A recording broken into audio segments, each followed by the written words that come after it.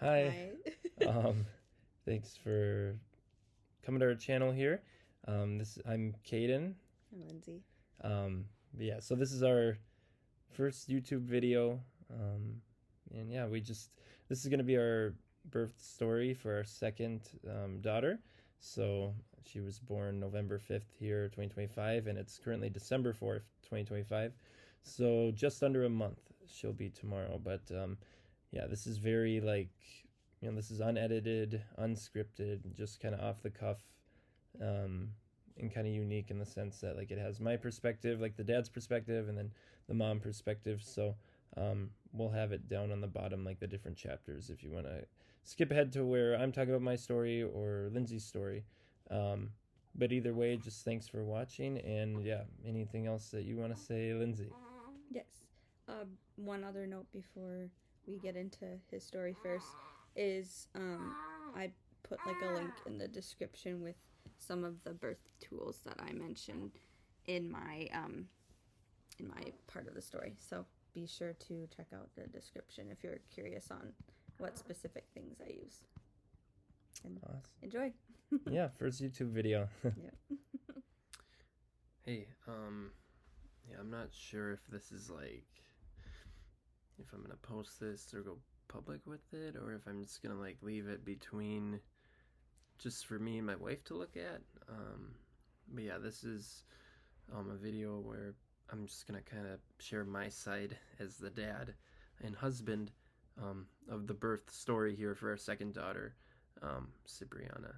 Um, so yeah, I guess we'll just kind of start with not like the whole context of the whole pregnancy, but kind of just starting right up to when labor started is I think what we're doing, and we're recording my side of the story, and then my wife's gonna come in here and share her side of the story, and then we're gonna watch it together and kind of compare and see like, okay, what was her perspective on how she thought it went versus what I think.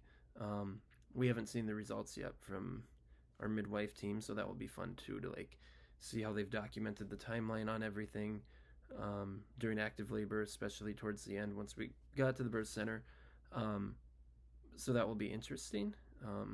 But for now, I'm just gonna share my side, um, and what my takeaways were and my perspective and how I think everything went. And yeah, it will just be an interesting comparison thing. Not sure if this will be public or not, but we can start with the date, my recollections. So it was November 4th, the night of November 4th, and Lindsay had been experiencing a lot of like prodromal labor, similar to with our first daughter. I remember like it kind of felt like the same last time in terms of like, she just kept, with the first kid, it's a little different because it's like the first time you're going through this, both of you. So you're like, okay, how do I know if this is actually a contraction this time? Or if this is just Braxton Hicks or whatever. So that was kind of how it felt this time again, in the sense of like, okay, a lot of weeks have been going by. We're at 36 weeks, 37 weeks, 38 weeks, 39 weeks. You get closer and you're like, okay, it might be happening. But the thing is, multiple times throughout the day, Lindsay would be experiencing different things, and it's like, oh, like this might be it, and then it's like, okay, no, it's not. Um, this time she kind of knew how to compare from based on last time, the difference between Braxton Hicks versus actual contractions. Like they're longer, they're more frequent, they're harder to breathe through, things like that. So, anyways, it it seemed a little more. Lindsay seemed a little more panicked to me this time, or like a little more like serious, like this is like I think this is for real. And you're like, eh. I was like, are you sure? And then we're always like, oh, we're not sure. I want to assume every time that it is labor, but it's also very draining every time, for multiple weeks to be like, okay, we're going into labor, and then it's not. But this time it was like it was for real.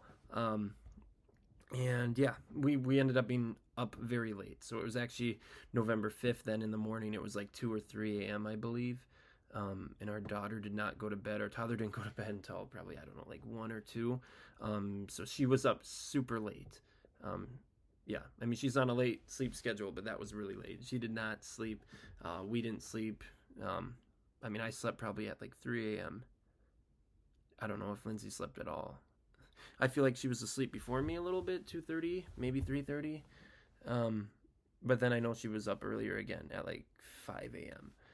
And I didn't wake up till like 6 a.m. or 6:15, and she was um, like Cayden, this is it. Like, this is like, it has to be it. And there were different symptoms and signs. Like one of them is the bloody show thing. That was actually, if I'm backtracking now, yeah, that would have been the night before on November 4th. Like, okay, there was the bloody show thing, which supposedly means like, okay, well, within a certain amount of hours, that means you're gonna have to give birth, or things like that. Or also the water, right? If there's like water or some weird, yeah, was it bloody show, and then like the spotting, I forget what it's called. There's like something that comes out, and then you're like, okay, that means, oh yeah, the amniotic fluid. Yeah, so that was a whole nother thing. We had wanted to make sure too it wasn't amniotic fluid or like a leak or something that says, oh hey, my water's broken, which means we need to go in.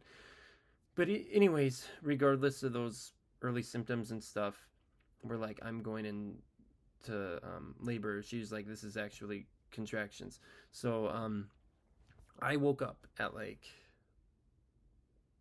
6 o'clock or 6:30 on November 5th, and I remember I called my mom almost right away, because we're like, even when we were going to bed, at 2 or 3 o'clock, we're like, we're just going to try to sleep as much as we can now, because that's the biggest thing you do in super early labor. If you think you're going in, you want to be preparing for the time ahead, especially for the mom, but also for the dad too, because I'm like, I'm going to stand by her all the way through the contractions and everything.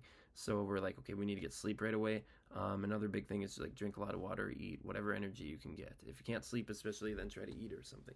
So that's what we tried to do. Lindsay didn't really sleep much, maybe an hour or two. I probably slept 2-3 hours that night.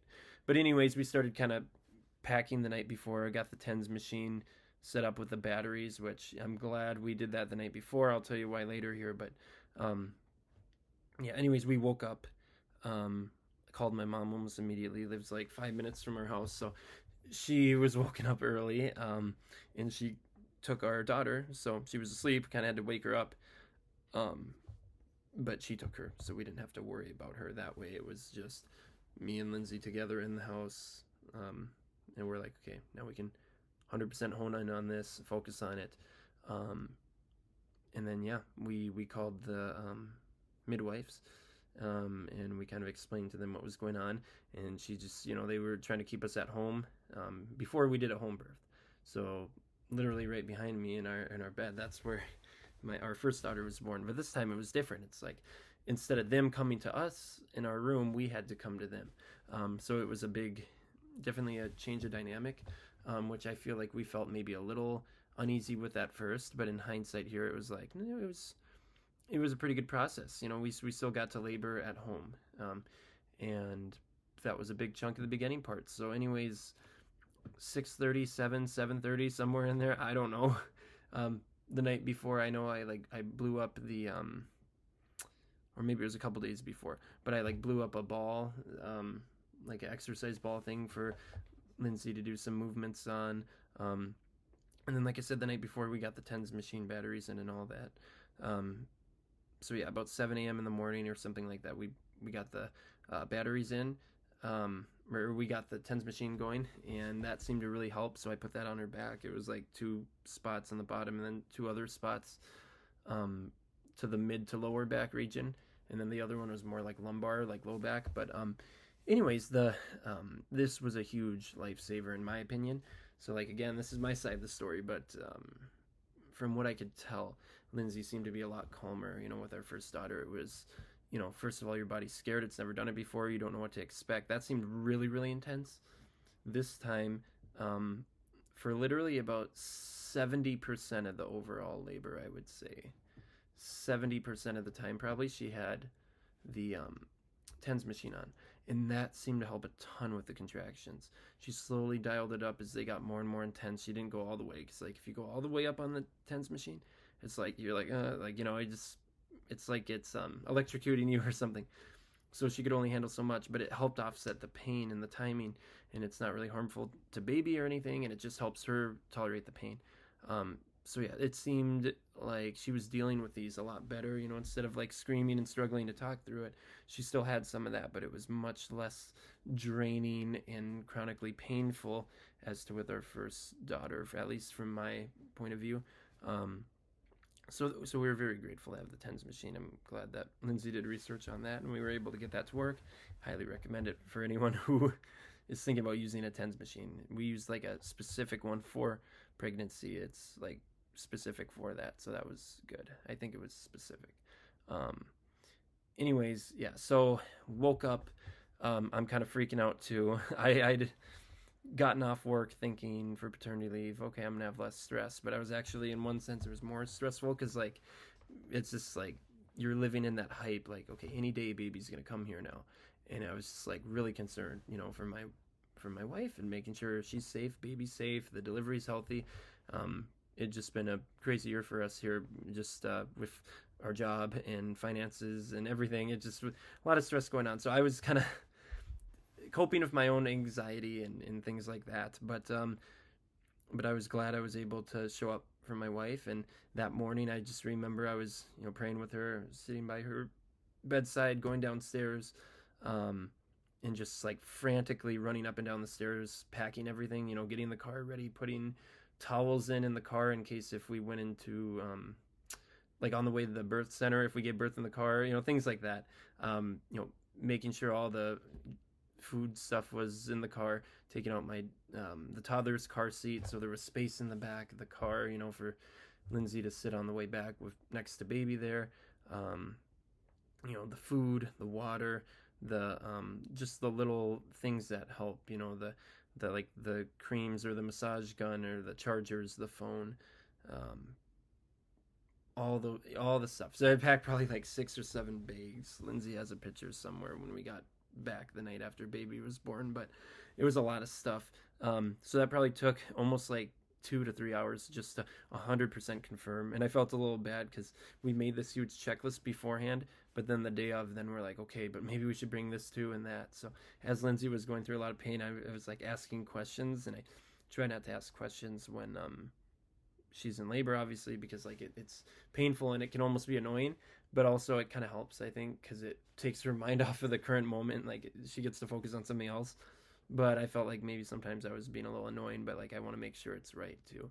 um, so that's something to navigate, right? You can never be too ahead of things with packing, and a lot of it, like the food and stuff, we had already packed ahead of time, but there were some things where it was like we were just like, okay, like the water bottles or something, like we had them all cleaned and ready, but like I still had to fill them, or just little things like that, or making double checking with the medication like that we take every day. Then I was like, okay, now I'm gonna take the was like the prenatals and the magnesium glycinate and put that in the bag, or things like that. I don't know why it's doing a thumbs up bubble. That was weird. That was really weird. But I don't know if that shows on the screen or not. But anyways, yeah. So it was about what, 11 o'clock probably, and I had a panic attack. It felt like, which is crazy. I'm not really that type. Like I went to the ER a couple months ago for the first time in my life ever for like stress and anxiety. I've always had high blood pressure and things like that. Not to make the story about me, but like I was really concerned for Lindsay, and we'd barely slept, and I was like, okay, baby's coming soon, and it just felt like we were already so tired and exhausted, and like God always has a different plan in mind, and I trusted everything was gonna be okay. But I just had so much stress and anxiety. Like I wasn't eating or drinking anything. Then I felt like I had to throw up. So I just remember like sitting in the bathroom with the fan on. I didn't want Lindsay to be worried about me. So like I just shut the door. I was like gagging. I even called my mom. I was praying, and I was just reciting scripture, listening to it. And I don't know what happened, but God kind of did a miracle there. There was about 1 hour where I was off the floor during Lindsay's labor, and I felt terrible about it. But I don't know, whatever that boost was, I think I needed that. I went up here and I felt like I was throwing up. I was shaking. I wasn't eating anything. I was super worried for Lindsay and trying to be with her and praying for her, and like holding her and going through the motions with her, up and down and things like that, to just try to encourage baby to, move down, and, for those phase 1 labor, things like that. But I just, as I was helping her and talking to her, I was like gagging, and it was terrible. I didn't actually throw up. There was nothing to throw up. I mean, because I wasn't eating and things like that. But I was feeling funny in the head, and I was just like super cold and then sweaty. I was weird. So I went in the bed here, slept for about an hour. But I tell you, after I prayed and took it to the Lord in prayer and listened to some scripture out loud on YouTube and fell asleep and worship music, after that hour, I was like ready to go. I was like, woke up as a new man. I was in the zone again, and I was like, let's do this. So then, yeah, we kept working downstairs. Lindsay had it on the TV at like 60 volumes, super loud worship music, and she was just going, going through the motions using the um, like yoga exercise ball, going up and down, doing all the different exercises that we, I forget what it's called, like the mile circuit and things like that, and the breathing and tracking on the app for the contractions and the frequency and things like that. So we called the midwives again though when I was up from the nap. I remember, and shortly after that time, we had around 1 o'clock or so, we had headed towards the midwives, which are only about 15 minutes from our house. So we got there, and then yeah, once we arrived, I actually had to call my mom again because we realized that the TENS unit was running low on battery, and we both knew how good this was for Lindsay, and it was great pain management relief. So, and of course, we didn't have any 9-volt batteries in the house, I guess. So that's another pro tip there. Make sure you have backup 9-volt batteries. But my mom went and got some, and then met us at the birth center, and she actually was there too, close about 5 minutes after we had gotten there. So that helped a lot because she was able to. I just left my car unlocked and she helped carry it in. And then the owner at the birth center was super nice, took the bags from her, brought it to the room. So I didn't really have to deal with that. So I could be in the moment with Lindsay. So, anyways, for the next like 4 hours at least when we got to the birth center, that was like the heart of labor, kind of that transition into the more, that second part. Where it's just getting a lot more serious. You're getting more dilated, things like that. We hadn't done any dilation checks up to this point. But yeah, we were at the birth center, and I could tell Lindsay was, definitely getting in more pain. Thankfully, the car ride, we were very worried that we were going to have a baby in the car. That didn't happen, and the contractions actually seemed to get a lot better. Like the timing was so different, and like she was basically fine for the whole car ride there. Maybe just once or twice had a contraction or something. But we felt funny because we called them and we're like, okay, we need to go to the birth center. And then when we got there, we're like, okay, this actually seems a little better. But when we were driving, but then once we got back in there and everything, obviously we gave birth about 4 hours later. So we got there around 1:15. Baby was born at 5:17. So anyways, it's about 1:15, 1:30. We're getting settled. I'm getting everything unpacked, giving her water, getting the music set up to the Bluetooth over the speaker. I had a little issue with that, but we figured it out. And I put on, I had my iPad for like voice recording. I had Lindsay's phone and my phone connected on chargers, and I was videoing different angles because I know Lindsay wanted it to all be recorded and documented this time. So I was trying to get that done as soon as possible so that I could be like on the floor with her in the moment.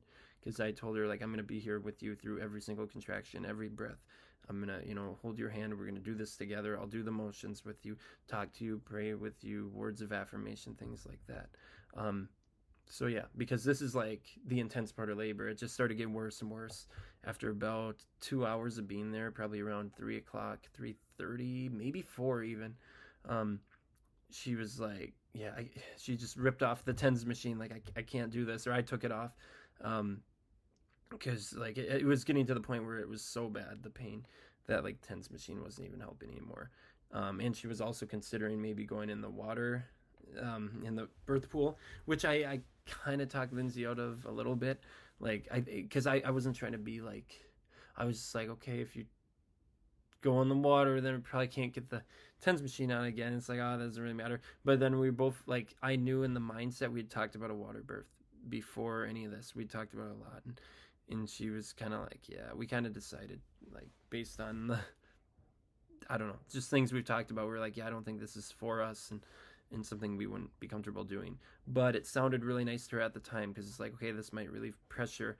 but I just kind of said like, oh, maybe we can try this or whatever, try something else. And the midwives are like, oh yeah, like we went over to the bathroom because she said the midwives were kind of encouraging us. Like it was mostly just me and Lindsay the whole time.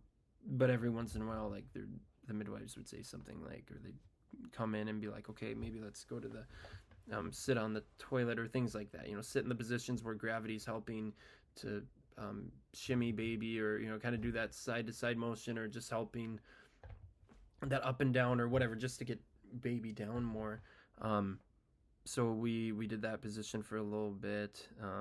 She was on the bed first when we got there too, like hands and knees, and kind of like leaning into me at one point, I think, and then off the bed and just like standing up. And then I just remember I kept doing counter pressure. Probably, like, I was actually getting really sore a couple hours. I was like pushing with all my might, but I was like, between last baby versus our first daughter versus our second daughter here, I felt a lot more like I knew kind of what I was doing. I was confident with how Lindsay's body was and how she reacted, and just the midwives and all that. And I don't know, I felt like I was a midwife there too, making educated decisions in the moment, and reading and responding based off how Lindsay felt and how she looked, and like how she was doing, physically, but also emotionally as her husband and stuff. Like I understand her more than the midwives, obviously. And then the midwives have that good understanding, like physically, what's best for you in the moment. So I was trying to balance and weigh all that, and just be there for her. But the counter pressures, she said that helped a lot. So I just kept doing counter pressures with her. Especially like looking into the mirror.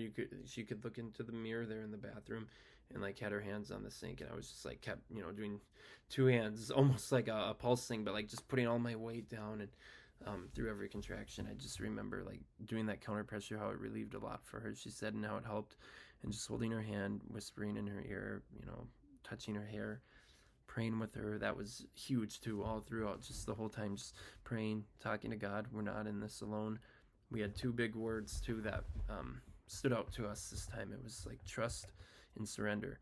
We're trusting in God. We're putting all of our faith in Him, and we know this is a natural process and something that will, it's not just us, but it's God's will be done. And then surrender, just fully surrendering. For Lindsay, like surrendering her body, surrendering her life, surrendering everything to God, and knowing that He's in control ultimately. That was a big thing too for us too. Like Lindsay said, like she wanted to get that the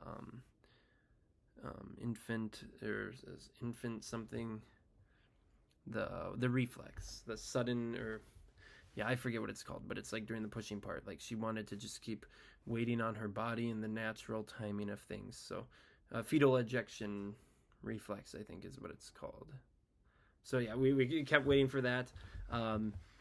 And we were in the bathroom, and then we came out. We used the ribbon, I don't know what you call it, the things that come down from the ceiling. There was like a hole in the ceiling, and then it came down, and she was like holding on to it. It was like a curtain or something, like you'd see it in some talent show act. I forget what they call that, but like, anyways, she was like holding on to it and like kind of sitting down, but not, like almost doing like a sit, but not quite going to the ground. And then eventually they put like a stool there, and they put like pad things under there so we can see like if blood's coming out or meconium or things like that, what, just to monitor. But anyways, once we got out of the bathroom doing counter pressure, we were at the midwives. This was probably about the final hour before baby was born. So she was holding on to the thing, and I just remember like I had my like arms under her and then over her. I just remember she was sweating. She was so hot, but we had the worship music going. I was rubbing her neck, whispering in her ear, giving her kisses, telling her how much, I love her and her body was made for this. And I kept telling her too, another helpful thing was like, I've done this before and I'll do it again. I didn't have any notes or preparation for this, but I do have on our desk here, actually, I have some of these papers, which I forgot to actually pack. We were going to like hang these up around the room and everything. But these are the type of affirmations that I kind of had memorized, or this was like the mentality we were in. They say you go to labor land. I felt like I was there too, kind of. But my muscles work in complete harmony to make birthing easier. I breathe correctly and eliminate tension. I feel nurtured by God and by those around me. I grew this baby. I can birth this baby. So those are like kind of just examples of affirmations. Um, so like I kept telling, the big one I kept telling her is like, you've done this before. I know you can do it again, and you are doing it again. You're doing it right now, and God is with us, and it's gonna be great. And we know this is natural, and we know life is hard, but God is good, and this is one of the hardest moments. But you're the strongest woman I know. Things like that. So we were just trying to stay optimistic during that. I definitely had to be that voice for her, because in the moment, like, I can't imagine the pain and things she was going through. But I'm so proud of her, and we got through it. So about that last hour there, she was hanging by the thing, and then we ended up standing up. And yeah, this is probably about, I don't know, 30 minutes or so before baby was born. But she was standing then off the side of the bed and just kind of had her hands down on the bed. And I remember the midwives had like the flashlight and we're looking so they could see, like, okay, we still hadn't done a dilation check. We didn't want to do that up to this point to risk infection or anything like that. And also mentally, just to not worry about it. But it was good we did at this point. Lindsay was in so much pain and so tired where we're like, okay, yeah, let's just do a cervical check. And they were able to tell her, okay, yeah, about 8 or 9 centimeters she was. So we're like, wow, okay, that's really close. So anyways, yeah, she was doing the thing, and then we went to the bed, and she was standing over the edge of the bed, and like, this is when more midwives got involved. There were like 2 or 3. One of them was like holding her in the front, and then I was behind doing the counter pressure, and then Lindsay had like one hand up on the midwife and then the other hand, I think, on the bed. And she had a birthing comb, or the birthing comb, or whatever they called, like the wood comb, and she was squeezing it so hard that after birth and stuff, and like all the night and stuff, or the next day or two, you could see all these terrible like pain marks from how she was really squeezing it, because of the pain. And I just kept, doing the pushing, the counter pressure. And then there was a midwife under there with the flashlight looking, and I could tell, like, she kept really having to work through these contractions. And I was reminding her, like the voice, like the oh sounds, and in like deeper voices, like coaching her through it, like the oh, or instead of like a high pitch, or like a almost like an angry low oh, like make your voice lower and make it more like the oh, or whatever those sounds are. Like, that's kind of what I was saying. And she started doing that more, and it helped. And yeah, we got much closer, and then eventually we pushed baby out. I could tell it was getting really, really intense. It felt like it was maybe 5 to 10 minutes of like super intense, or even almost 3 minutes. It seemed really quick. But then, yeah, baby came out, and with our first daughter, I was like watching kind of baby come out. And I was like right by her side, and we were laying in bed. But with the second baby here, this was a lot different. I was like, she's leaning over the bed. I was doing counter pressure, and then I was like I had my face like right by next to her head. So we were both like looking away from baby, and where all that stuff was happening. And I was just like in the moment, like closing my eyes with her, pressing on her, talking in her ear, telling her I love her, and like, yeah, like keep going, like we're so close, just one more push. And I said, oh, they say they can see the head, or and all the things like that, like let's keep going. And then eventually baby slipped out, and like I just couldn't even bear to watch. Like I was like scared or something. I was like, I don't know. I just tried to like get in the moment, like with where my wife was feeling and how she was doing, and I was just fully focused on her at that point, actually, and not even looking at the baby. And eventually we just heard, they were like, oh, she's out, and then they heard screaming, and then we both kind of looked around, and we're like, wow. And she had a super short umbilical cord. So then the next thing was like, okay, we got on the bed. There was some like little stuff in between there, I think, like the midwives were helping her get up, and I helped her, get her legs up on the bed and everything. And yeah, baby's here. So I'm like, okay, great, this is easy. Or not easy, but it's like, okay, baby's here, this is great. Now we just need to do the placenta part. With like our first daughter, the placenta seemed to be really easy, came within 30 minutes and whatever. But this time ended up being a huge challenge. I would almost, from what I was observing, it almost seemed like the placenta, you could almost say, was as hard to birth, or to get out of her body, as it was the baby, as our daughter, because it just really doing it in a birth center versus a home birth, they have different rules and stuff. Like they have to get the placenta out within an hour after baby's born. If it's not, then we have to go to the hospital. And they said that.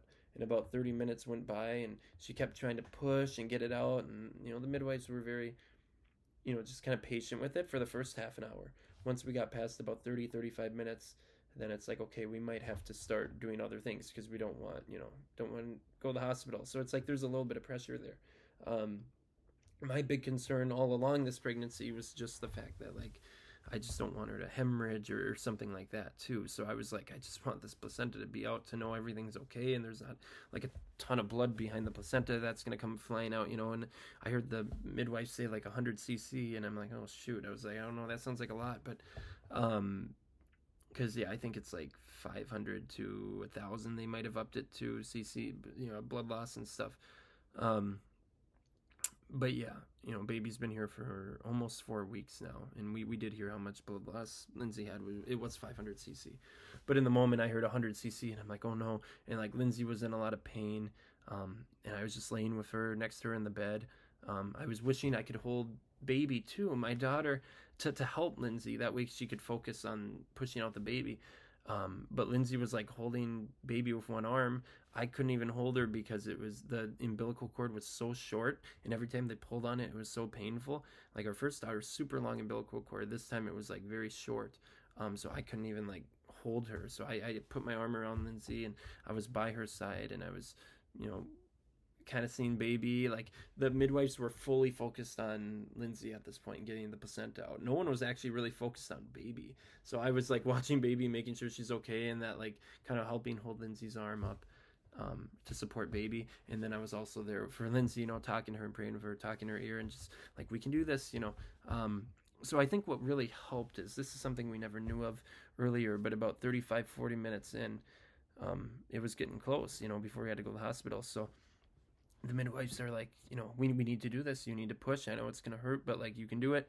And she was trying, and Lindsay's like, I know, but like, it just hurts so bad. And it like felt like a really bad pain, and we didn't know. And I'm like, yeah, so that was kind of a scary thing. But anyways, we took a tincture. Yeah, it was a tincture, some type of drink. Not a witch hazel, something, I don't know. It was some type of tincture though. So she did drink that, and I remember I gave her like water with it, and it was like really, I could smell it. It was really strong. But once that tincture went in, I think that really helped, because within about 2, 3, 4, 5 minutes tops after she took the tincture, the placenta came out. And then once the placenta was out, there was like bleeding and stuff, but it didn't seem anything crazy or gruesome. Like, my mind likes to imagine worst case scenarios a lot, but like, praise the Lord, it was pretty minimal blood loss, they said, after that. And yeah, the placenta came out, and it was painful, that initial push and stuff, but I was just surprised to hear that, like, one of the things we didn't really necessarily know about as much is that like birthing the placenta, after each kid you have, it gets harder and harder each time, and that you get more achy and sore, and kind of those contractions postpartum.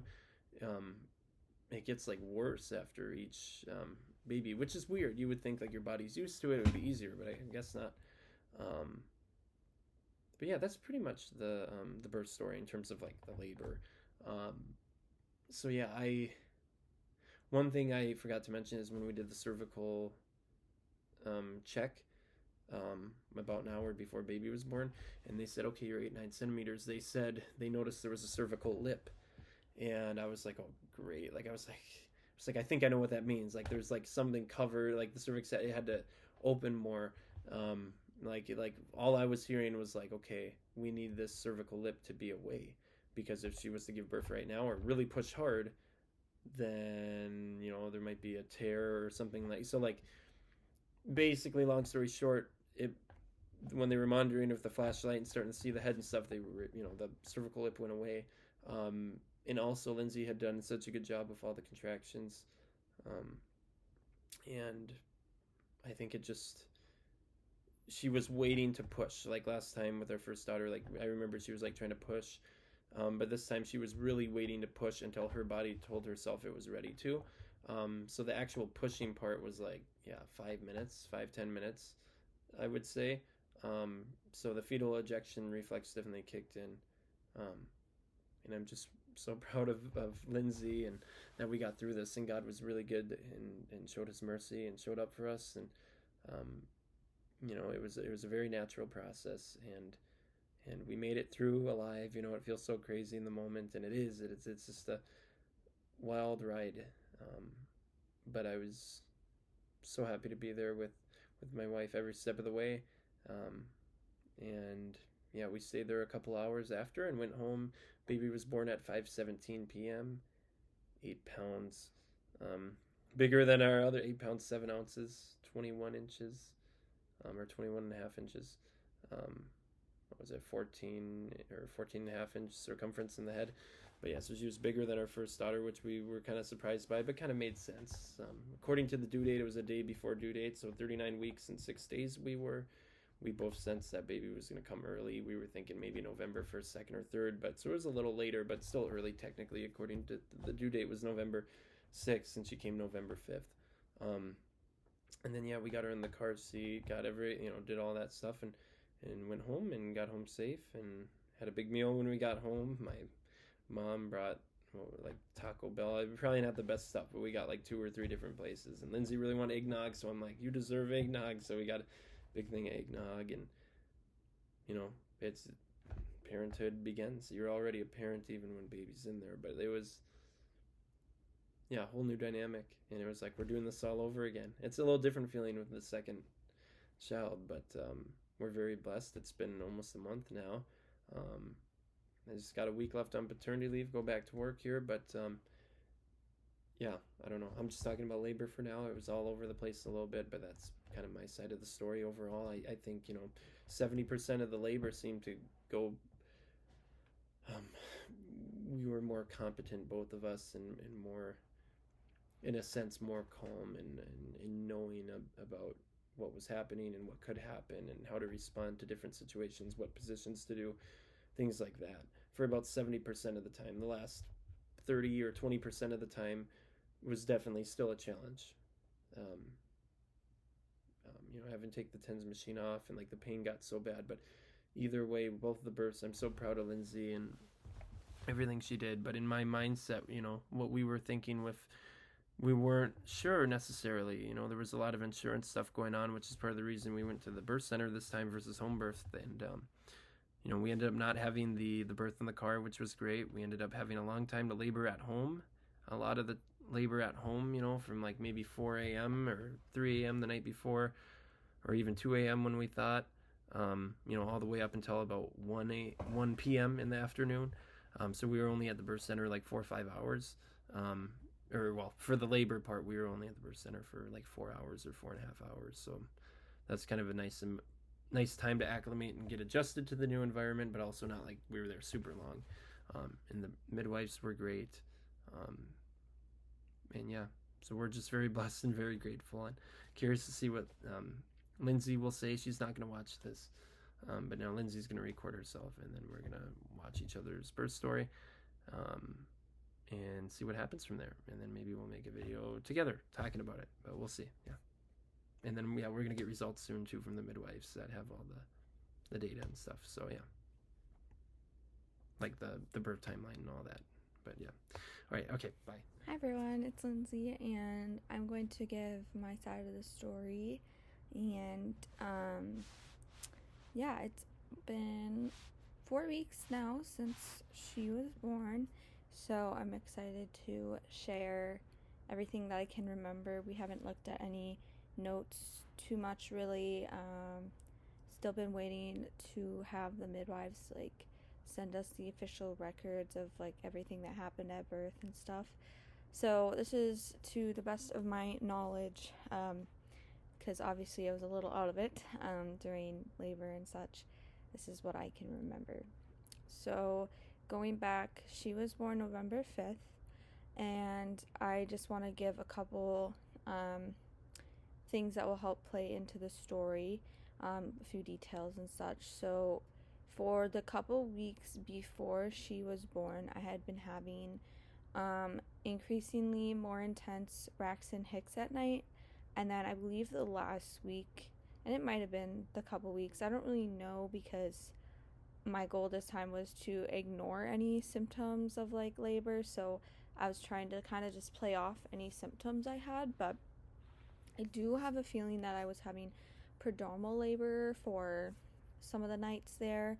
For those, for sure, probably within that week before, I had some prodromal labor because at night I would be just relaxing on the couch, or when I would be rocking my toddler to bed, or just even laying in my bed. I was having these Braxton Hicks, but they were more intense, sharp feeling kind of in my lower part of my uterus, and yeah, kind of crampy, and then even sometimes hurting my back. So, from all those reasons, I'm like, okay, this is probably like prodromal labor, but like I said, I was trying not to psych myself out, and my goal was to ignore labor for as long as possible, so I kind of just ignored it every night, and I would go to bed, and everything would like phase out, and so then I was like, okay, it's not happening today.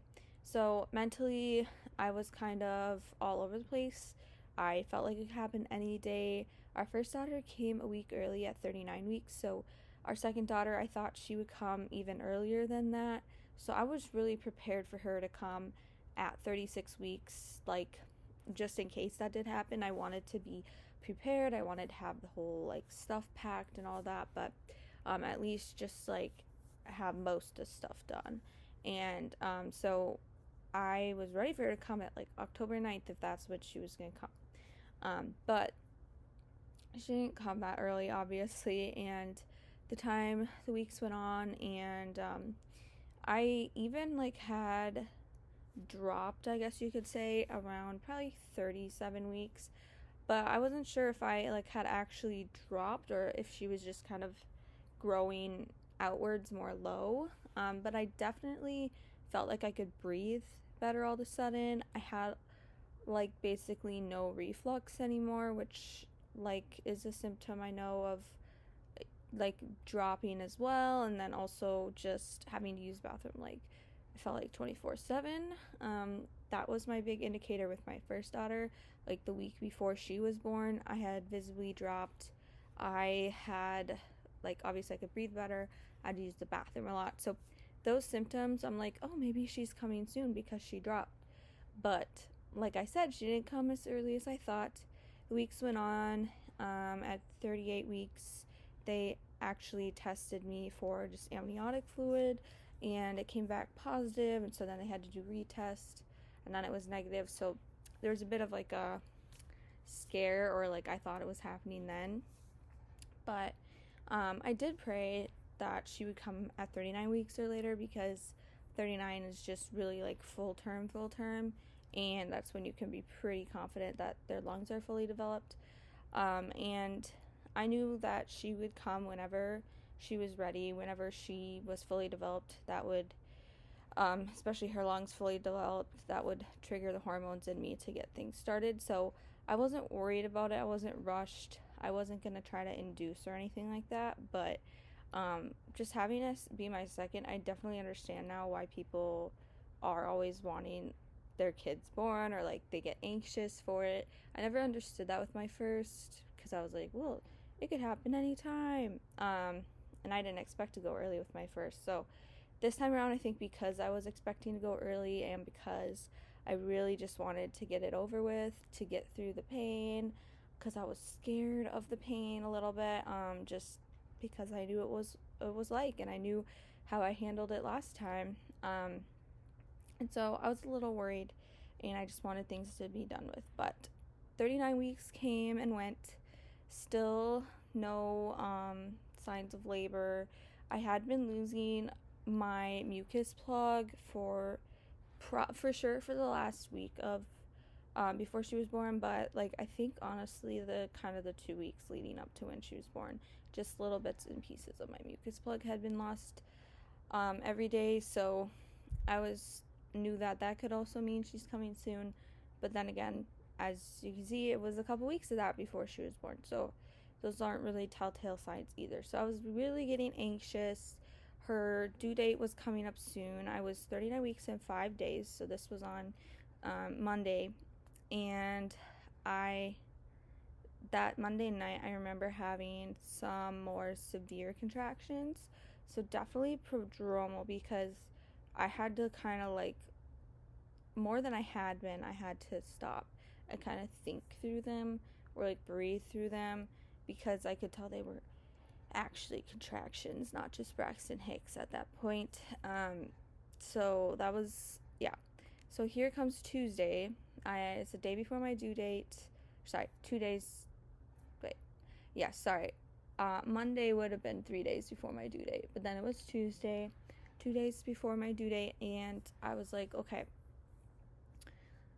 really getting anxious, and really, I knew, like, I honestly personally don't mind if my baby, if she would have came 42 weeks or later, even, because, like, yes, there's risks, but, like, also if your baby isn't ready to come, like, allowing them to fully develop before they're born is, like, important. And you could do testing and stuff to keep up and make sure they're staying, healthy in the womb. But um, our midwives wouldn't be able to deliver after 42 weeks. Like, I would literally have to be transferred to a hospital, even if I was at the birthing center, like, the night before I turned 42 weeks. I'd have to transfer once I hit 42.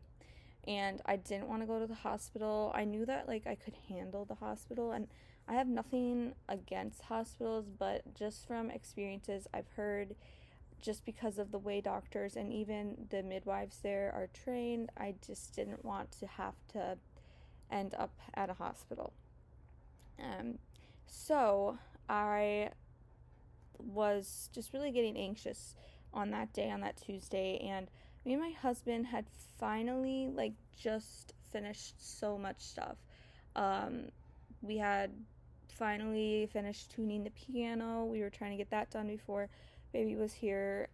We had finally washed all of the clothes and stuff for their rooms, rearranged furniture to accommodate things. And so that Tuesday came, and that Tuesday at 5:30, I thought I maybe had some bloody show in my mucus plug that I lost, and in my part of my mucus plug, I should say. And I wasn't sure though, because it was brown, so I wasn't sure if it was um, what I was wiping up was my bloody show or something else, and it was also such a small amount. But it did seem to be coming from, like, my vaginal area, so I was like, this is probably mucus plug, or probably bloody show. But I didn't also want to psych myself up.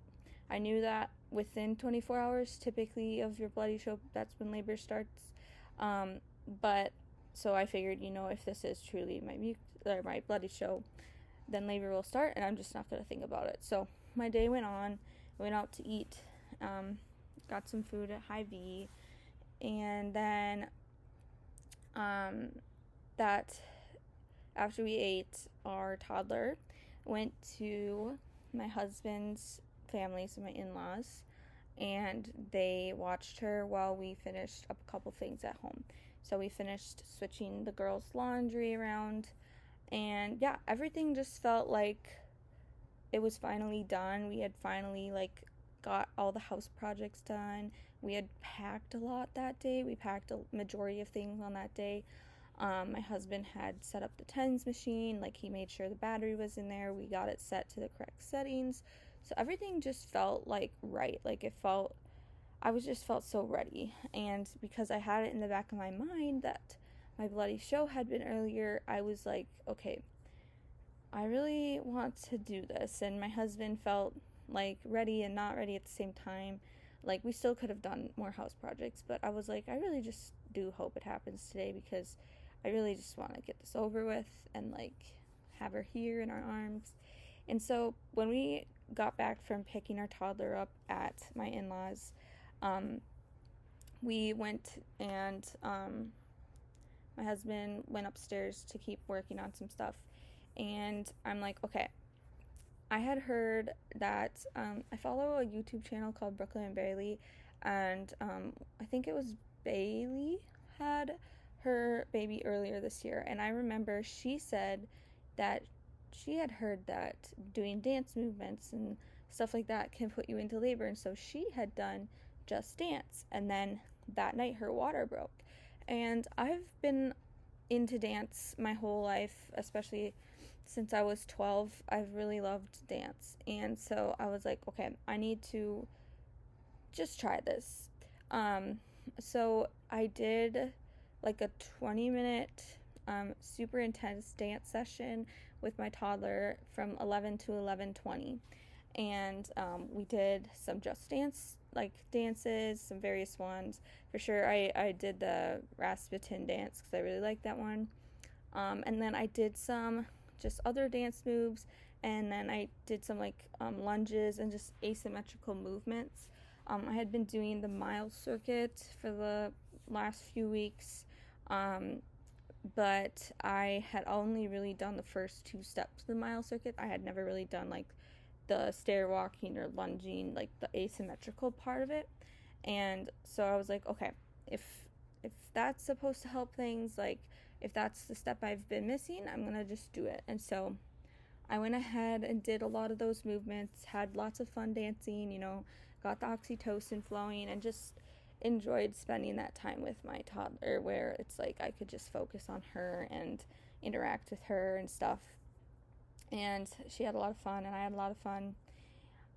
So we then went upstairs where my husband was, and I used the bathroom, and that's when I noticed that in some more of my mucus plug, there was the smallest amount of pink. So at that point, I'm like, this is definitely my bloody show. It was such, like, literally such a small little string of pink that I was like, wow, I like had to like check with a flashlight and stuff, and I even questioned it after that, but it's like, okay. So I told my husband, I'm like, doesn't mean that it's happening now, but labor probably will start within the next day. So we got our toddler to bed probably around midnight. She's goes to bed super late. And my husband, I had been talking about making brownies like all day, so my husband went and made brownies for me, which was really nice. And they were in the oven then once she was asleep. And we finished folding like literally all the clothes in our house we had washed. So we finished folding those and putting those away. And we were gonna have um, the brownie, but it was like 2 a.m. and I started to have, well, I had always, like I said, for the last couple weeks had a lot of like weird painful contractions at night, but these were different, and they just felt different, and I just felt like with the combo of things that had happened that day, I'm like, okay, this is probably gonna happen soon. So I said, just forget the brownies. My husband said they'll be fine tomorrow anyway, so I'm like, okay, perfect. Nothing happens, we can just eat them tomorrow. And so we went to bed, and I decided to actually start timing the contractions. And from what I remember, they were pretty spaced out, but they were happening somewhat frequently at times. Some of them I want to say were like 10 minutes apart, other were like 20 minutes. I don't know. They were sporadic, but like happening still enough in an hour. These were contractions that I had to kind of think through again, like the previous night, like Monday night. So I was like, okay, I think it's happening tonight or this day. So I timed them, and in between I would sleep. So I was trying to get as much rest as possible. I would wake up and start the timer and then stop it and go back to bed. And then at around 4 o'clock, I noticed that my pants were kind of wet, or like my underwear were wet. And I'm like, okay, I didn't pee because that's a lot of water that I'm feeling in there. So I'm like, I'm pretty sure my water broke, but like it wasn't like an audible sound. I didn't feel any pop or anything. And so I was like, it could be, I'm assuming it's my water. And I knew that nothing would really happen anyways regarding my water. Like if it broke, it doesn't mean things are going to happen in the hour. So I'm like, I'm just going to keep sleeping because that's what they say to do anyways when your water breaks, just to get as much rest as you can. So I went to bed. I just closed my eyes after having that thought. And at 5:30 a.m., which I wasn't like sleeping through that. I was still timing contractions during that. But at 5:30, my toddler, I heard her fussing in her room, and I'm like, oh man, she's gonna be up soon. So, or she was gonna need me to rock her back to bed soon. So I went to the bathroom quick, because she had went back to bed. She just made some noise and then went back to bed. I went to the bathroom and pulled down my underwear, and they were soaking. Like, I don't know. It was definitely my amniotic fluid that had leaked into there. And it was literally like sitting on top of my underwear, like it was sloshing a little bit back and forth. Um, and so I was like, okay, this is definitely amniotic fluid. My water definitely broke. So I noted the time that it broke at 4. I noted the odor, the color, and I think one other thing. And so I think I took my temperature too, or something. I don't know. There's like 4 things they want you to do when your water breaks. I can't remember all 4, but so I made sure to write those things down, and I went to my toddler's room at like 5:45 because she started to make sounds. So I'm like, okay, I need to try to get her back to bed. So I sat in the rocking chair, rocking her for a while, but my contractions, whenever I would sit, walk, or sit on the toilet, it would like trigger contractions, and it would trigger contractions that were like close together. So, like close together, I should say. They're not like super close, but I think they were like 5 or 6 minutes apart at this point. And so I was really trying to rock my toddler back to sleep. But just after a handful of them, I'm like, okay, these, like, this isn't getting better. And I knew that I wanted to labor at home for as long as I could before we went to the birth center. So I just tried to, had to stop for a second there because my baby wanted milk. So basically, I knew that we were gonna have I was gonna have my mother-in-law or my husband's mom come and get our toddler to watch her during labor, and so because of everything that had happened, and then also because I was just all of a sudden having these contractions that seemed a lot more intense, I had to breathe through them more and focus through them more, and they were somewhat consistent. It seemed like I wasn't timing them while I was rocking her, but I was like, okay, we need to, I think, get packed up and get my toddler picked up and like get ready to go, because also I had been praying for like a 6 to 8 hour labor, and I felt so confident, I guess, that God would answer that prayer. But I had also prayed to like that whatever His will is be done, that whatever I needed, whatever length of time needed, would happen. And so I wasn't sure obviously how long it was gonna happen, but things seemed to be picking up super fast, and so I was freaking out a little bit. So I was like, okay, I need to wake up my husband. So I woke Cayden up and I said, okay, my water broke a little like 2 hours ago. This was at like 6 o'clock, I think, when I woke him up. And I'm said my contractions are pretty consistent and they're a little bit painful. So I think we need to have your mom come and get our daughter, because I'm like, things are going down. We need to get packed. I need to get the TENS machine on, all these things. So we called his mom. She started to head over, and then I went in bed to work through some contractions, and my husband called the midwives and we talked to them and just kind of talked and said like where we were at, what happened. I told them about all the info on the water breaking and stuff like that, and they just said to kind of just keep laboring at home. And then my husband got the TENS machine on me. I had initially planned to want to go in a shower and like shower and stuff before I put a TENS machine on, because I have yet to labor in water, and I was kind of hoping this time around to try it to see how helpful it was, because a lot of people say like laboring in water is like super super helpful too. So I was kind of curious, but I never made it in the shower because I was so worried that this was going to be a 6 to 8 hour labor, and because I had already been going through contractions for a couple hours, I was like, I need to get the TENS machine on so it can start working its best and get the endorphins built up and all these things. So instead of going in the shower, which I'd showered the previous day anyways, so it didn't really matter, but I had my husband get the TENS machine on right away. And that helped instantly. I honestly, the TENS machine was a game changer this time around, because with my first, I didn't know about the TENS machine, and so I was having to like work through all of the contractions basically from zero up. I mean, obviously they're less painful at the beginning, but like still, I was having to work through them a little more, or they were just more like at the forefront of my mind.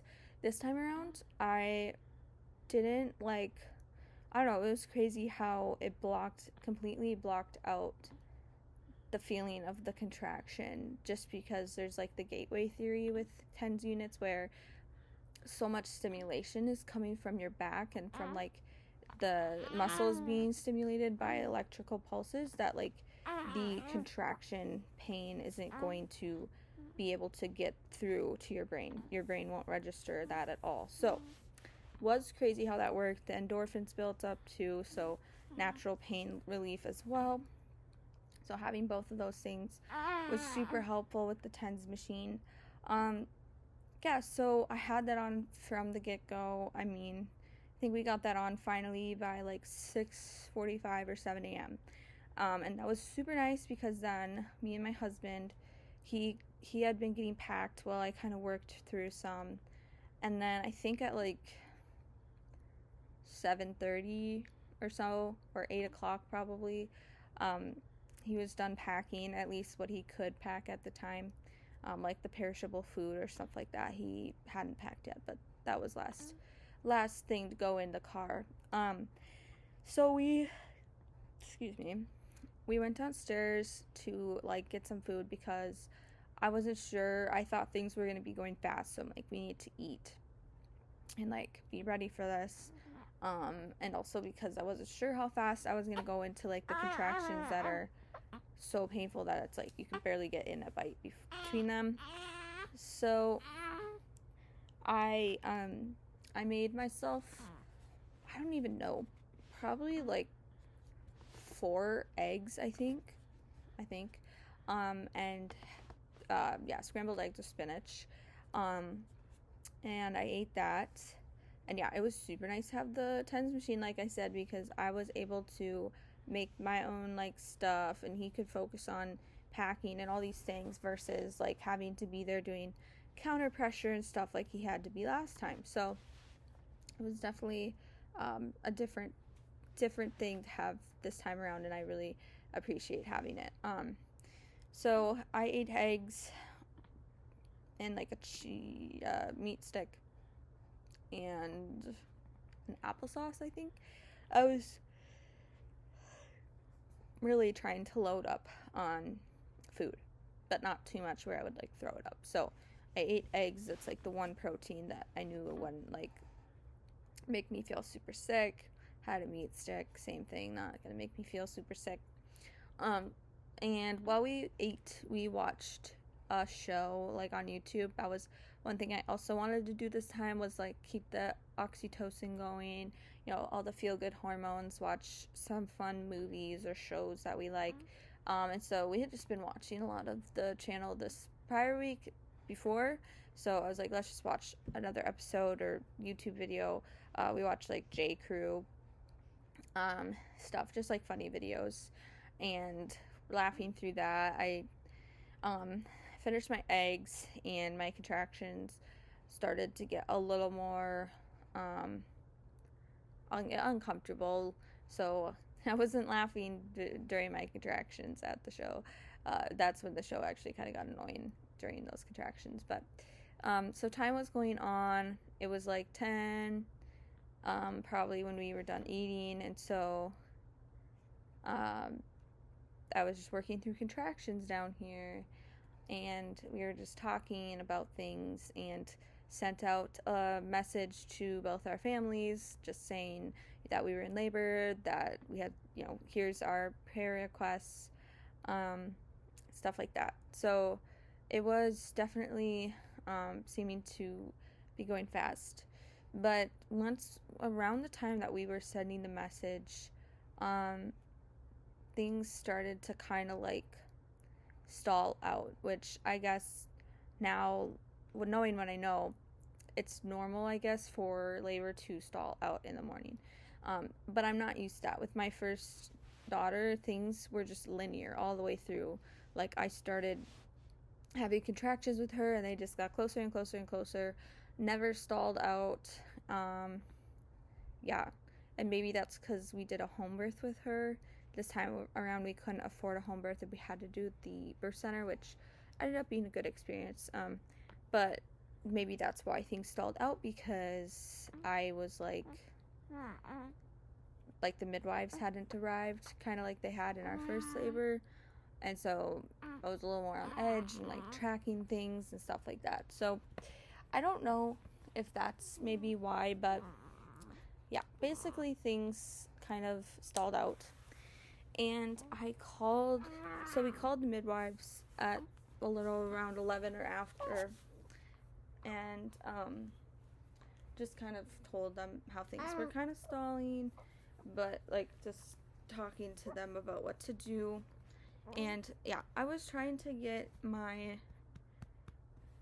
her in a better position, because she was in a position where her feet were kicking the front of my stomach. And that actually was super uncomfortable, because every contraction I would have, she would be moving, and like she would kick her foot out. And so like when you have a contraction, your uterus is trying to equally contract down on all sides. But when your baby is kicking out in one spot of it, imagine a balloon trying to shrink and you got a foot in there shoving out. It feels like sharp stabbing pain where the foot is. And so it was causing me a lot of pain. And so I was trying to get her to move. So I did the mile circuit on the bed, the first two moves. So I did like the downward dog, and I did the sideline, exaggerated sideline. And yeah, that really stalled out my contractions to where they were like sometimes 6 minutes, sometimes 8, 6, sometimes 10 minutes apart. And they would be really painful. I had to almost scream through some of them, I think. Maybe not those early ones, but anytime I did that later on in labor, I did have to kind of yell through them. They were so intense. These ones, I think I did have to like really moan and groan through them, because they were so intense. Because when I was doing the mile circuit, she was trying to move into a better position, and so it was a combo of like her trying to move, and also just the position I was in, and all these things. It was really uncomfortable and painful. And yeah, I should note too, like the night before, she was like at that, when I started timing contractions at 2 a.m. or whatever the night before, and I think even the previous night like literally the night before, around after I did the dancing and the bloody showed and all that, I have video of her moving in my stomach, and she was, I think, trying to get into a better position, but like she was rolling, like not just like kicking and this and that, but like she was like rolling her hands and her feet over my stomach.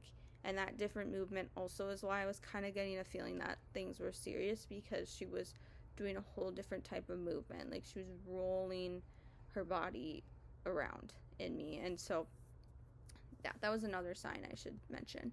But yeah, contractions spaced out, and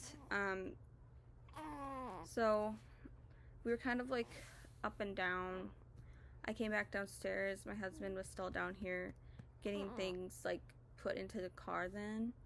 And yeah, so it was like whatever, like 11:30 or 45 or something. And my husband started to freak out. He had a panic attack, I think. And he had been having a lot of health stuff that month and anxiety stuff. So I wasn't that shocked that he got thrown into a panic all of a sudden. It was a little hard for me to see him being into this panic mode when I was like freaking out a little myself, but I think it's important to note that like it's okay for guys to be panicked about birth.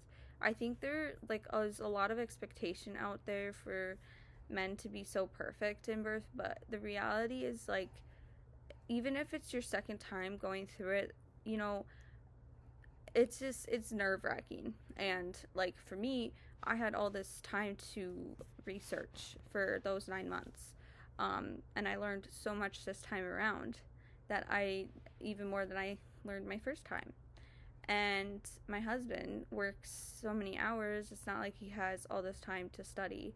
um, I rant to him all the time and like tell him all these things about birth, and so he was super even more prepared this time. But because we had been just expecting her to come early and every day just nervous, like, is today the day? Is today the day? Kind of thing. When it actually came to be the day, I think we both just felt panicked. The difference is, I really, myself, it's my own body, so like, I obviously I'm feeling how things are going, but all the weight is on my husband of like getting the car packed and getting us safely there and like being there for me at the same time, and then also contacting all the families at the same time. And you know, he's really running all the ship. Like, I'm just focused on myself and my baby and the contractions. He's focused on both of us, plus like contacting every other person, and dealing with problems that were arising. So I just want to say, like, it's okay. Like, if you're a guy watching this, and this is part of why we're doing this, just to show the different experiences and perspectives too. But if you're watching this, or if you're a woman and you know your husband went through something similar, or you're just preparing for your first birth, just like, yeah, just realize that things aren't gonna go perfect, and you or your husband might act differently than you expect. With my first birth, I hadn't prepared quite enough mentally, and so yeah, it was a lot crazier than I expected, and I had a panic attack. I had a few panic attacks, but I had probably the most major panic attack I could have had. Okay. During labor and delivery, and so just know, like, it's okay. Like, the mental aspect is so hard, and you know, just be lenient with yourself, be lenient with, you know, your husband, your wife, and just try to be there for them. My husband went into the bathroom and he called his mom, who's a nurse, and so she kind of like tried to talk him down and help him through that, and like pray with him too, while I was just trying to be out here really focusing on like getting her into a better position, and just trying to work through lots of contractions and stuff. But I could hear my husband like gagging, almost throwing up from the stress of it all. Like, it just all of a sudden hit him, because like we were just like chilling in our living room, and he's chilling on the couch, and all of a sudden just like had to run to the bathroom and almost throw up. And like, he has a really bad gagging reflex and stuff from being born premature at 30 weeks. So like, when he starts gagging, he almost throws up. And so that was rough. That was a rough part of labor, that early part there. Like I said, this was around 11:30, 11:45 or so. I don't have my timeline perfect yet, but so we all went upstairs, and he laid down, and we both were gonna try to sleep, and I was gonna do like the mile circuit while I tried to sleep. And so he turned on some Bible, like, scriptures. So he put on, I can't remember which part of the Bible he put on, but it was one, I think, about like fear and stuff like that. So good chapters to be listening to. He put that on, and it played. It was like a YouTube video, and then every 6 minutes, 8 minutes, I would get a contraction and work through it, and they were like so painful at that point.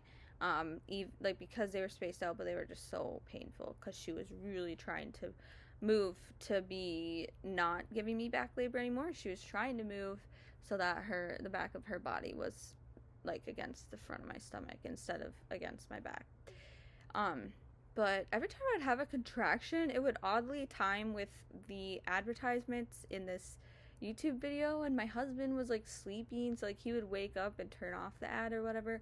But it just became super distracting, and I knew my husband really needed rest because we had went to bed around 2 a.m.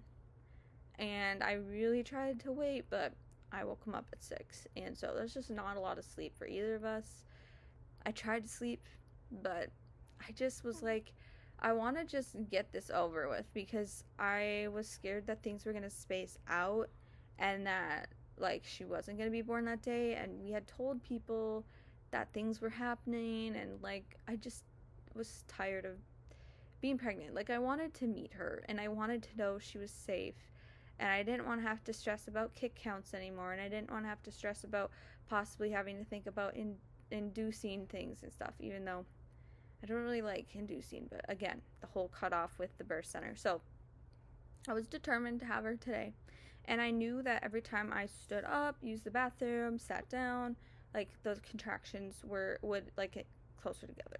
So I went downstairs, I put my birth music playlist, my Christian birth music playlist, on the TV. It had like 8 songs in it, and I just started working through contractions on my own. And honestly, again, it's just hard. Like, mentally, I was not prepared to just be by myself for part of labor, but I think it was really important that that happened because one of my prayer requests was to really connect with God during this labor. And like, labor puts you into labor land, but a lot of people say, like, the veil is thin during labor, and it's so true because I remember with my first birth, there was just that turning point from total fear to where my husband prayed over me, and I just had such a mental shift all of a sudden, and really couldn't have been anything but that prayer working, and just feeling so close to God in those moments. So just going through that pain down here by myself, in this living room, and listening to my playlist, I think I really did get that connection with God that I had prayed for. And so I was just listening to the music and to the words of the music, letting it sit over me. I used like a vision, like one of my visuals I used while I was laboring down here was of Jesus. Like, I would pretend like the contraction wave would like roll over me and just kind of like go with it. I was like rocking back and forth. I was pretending I was being like rocked back and forth between these waves, and I would visualize Jesus reaching his hands out to pull me out of, each wave or each contraction. And so I used that visual for a while, and that really helped. I emotionally had like a breakdown. I just prayed. I was like, God, if Cayden doesn't pull around, like, and I mentally am gonna be the only one doing really well through this, just like, I know you're there. Just, this is hard, but I know you're there. And it just shows like truly God is all you need in life. But I knew my husband was strong, and I knew that after that sleep he would probably come to. And my goal was to get contractions together during that time while he rested. And so from 12:15 to like 1, I was working through these contractions, and um, yeah, they were getting closer and closer together. I think they were around 2-ish minutes apart, 3-ish minutes apart. Some were random where it would be all of a sudden like 6 minutes apart kind of thing, but they were all around like 2.5, I'd say on average, minutes apart. And they would last 45 seconds to a minute typically, but sometimes it would last almost 2 minutes, which that was super intense and really hard to work through those ones because, one of my affirmations was like, I can do anything for a minute, but when it was going over a minute, I'm like, when is this going to end? And some of the contractions felt like they were so on top of each other, I couldn't even tell when one ended and the next started. And that was actually a concern too I had with the TENS machine. I'm like, I can't tell when they're starting or stopping because this is masking it so well. And I was afraid that either I wasn't going to be able to tell soon enough when we needed to go in, or I was also afraid that all of a sudden, or that the TENS machine was what was spacing out my contractions. So I'd made like a Facebook post and stuff, but like that never went through. Anyways, so after she was born, which was interesting to see, and then I got all the advice and stuff, but hi, you're okay. Oh, you spit up on me? Thank you. Yeah. So yes, I had timed it till 1, and it was only 40-ish, 45 minutes, and I was like, these aren't perfectly, they're not perfectly like every whatever amount of minutes, they're not perfectly a minute long, and I haven't been timing it for an hour, but I was like, at this point, they're so intense, I had to really breathe through them, that I was like, this is, yeah, I just want to go to the birth center, to get checked, to check my amniotic fluid, I should say, to see if my amniotic fluid, if it was my water that had broke or not, and then also just to have the midwife see me working through contractions to kind of see what they thought in terms of how far into it I was. So I really just wanted to get going and be there to start working through things. And so we got in the car, and we called the midwives and like told them we were on the way. And then I looked down and I started to freak out because I noticed my TENS machine, the battery was flashing that it was low, and I was like, oh no, like what am I gonna do? Because the TENS machine this whole time had been masking the contractions so well that I didn't even like need my husband to help me work through that many contractions. And because I knew once we got there, it was like gonna be some setting up and stuff, and I just was like, I need the TENS machine because I don't think I'm that far into labor, and I just need this. So my husband had actually checked before we left, and we had no batteries. So he called his mom, and they didn't have any batteries, so she ran to the store to get some. So we arrived at the birth center. Our midwives were probably 5 minutes out still, and we arrived there, and my husband ran to the bathroom quick, and there was like no one at the front desk. So I just like turned away from the front desk and started to like work through a contraction. And I hear one of the receptionists at the front desk was like, "Oh, Lindsay, we don't have you scheduled for any appointments today." And like I turned around in my labor gown, like holding my TENS unit machine, like clearly like working through something, and she just goes, "Oh, do you want me to get you a room?" And I'm like, "Yes, please." I said it was really hard for me to talk because it was an intense contraction. Like my contraction had spaced out, thankfully, for the car ride, the 13-minute ride there. So I had probably 3 contractions in the car. Thankfully, I don't mind them spacing out in the car because sitting down. Those contractions were so horrible in the car. So I was really, really glad that there was actually only a few. But yeah, I had told her, I'm like, okay, we notified the midwives and they're gonna be here in a few minutes. And so yeah, she asked me like, which room do you still want? This room, and I'm like, yes, please. So thankfully, I got the room that I wanted.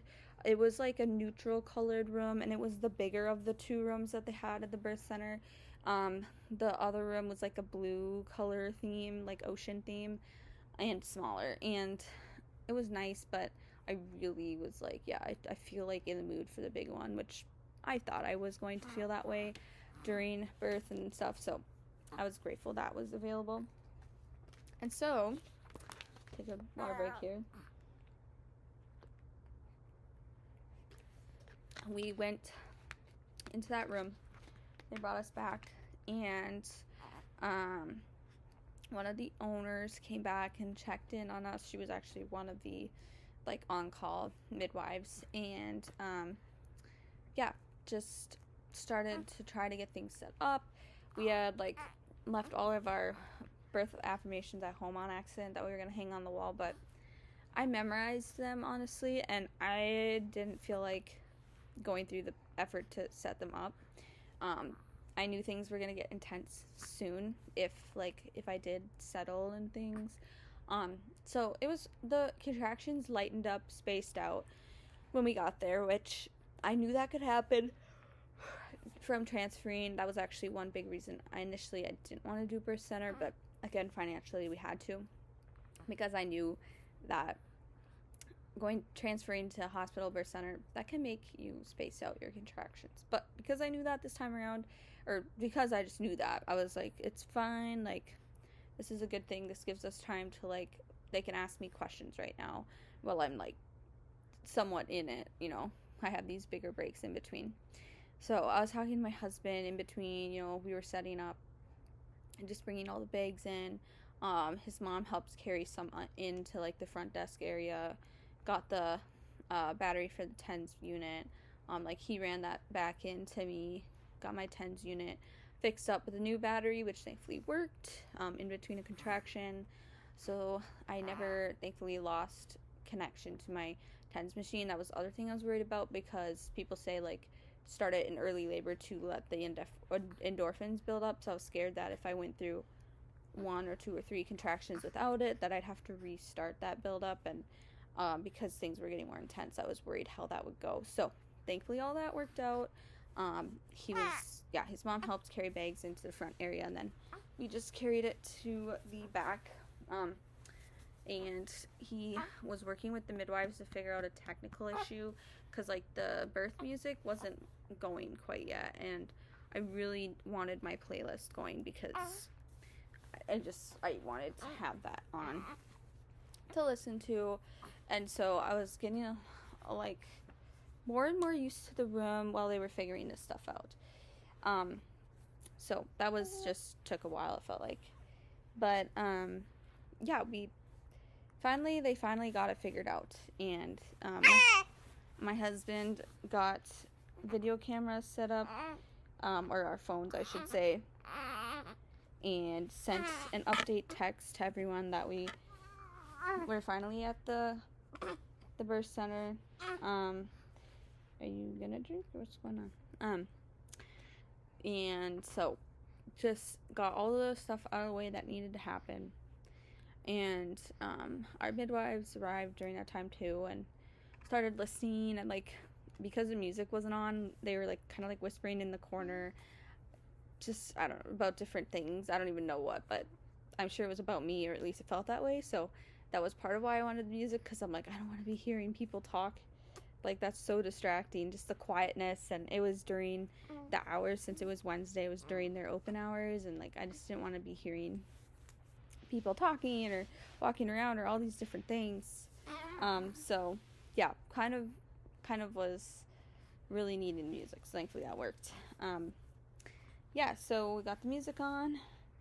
The midwives talked to me. They said, we can test your amniotic fluid, but we've been, observing you work through these, and they seems like you're pretty, decent into labor here, so, what do you want to do? And I just said, because I know that, like, it's a swab, it's not your hand, but, like, it could still introduce bacteria.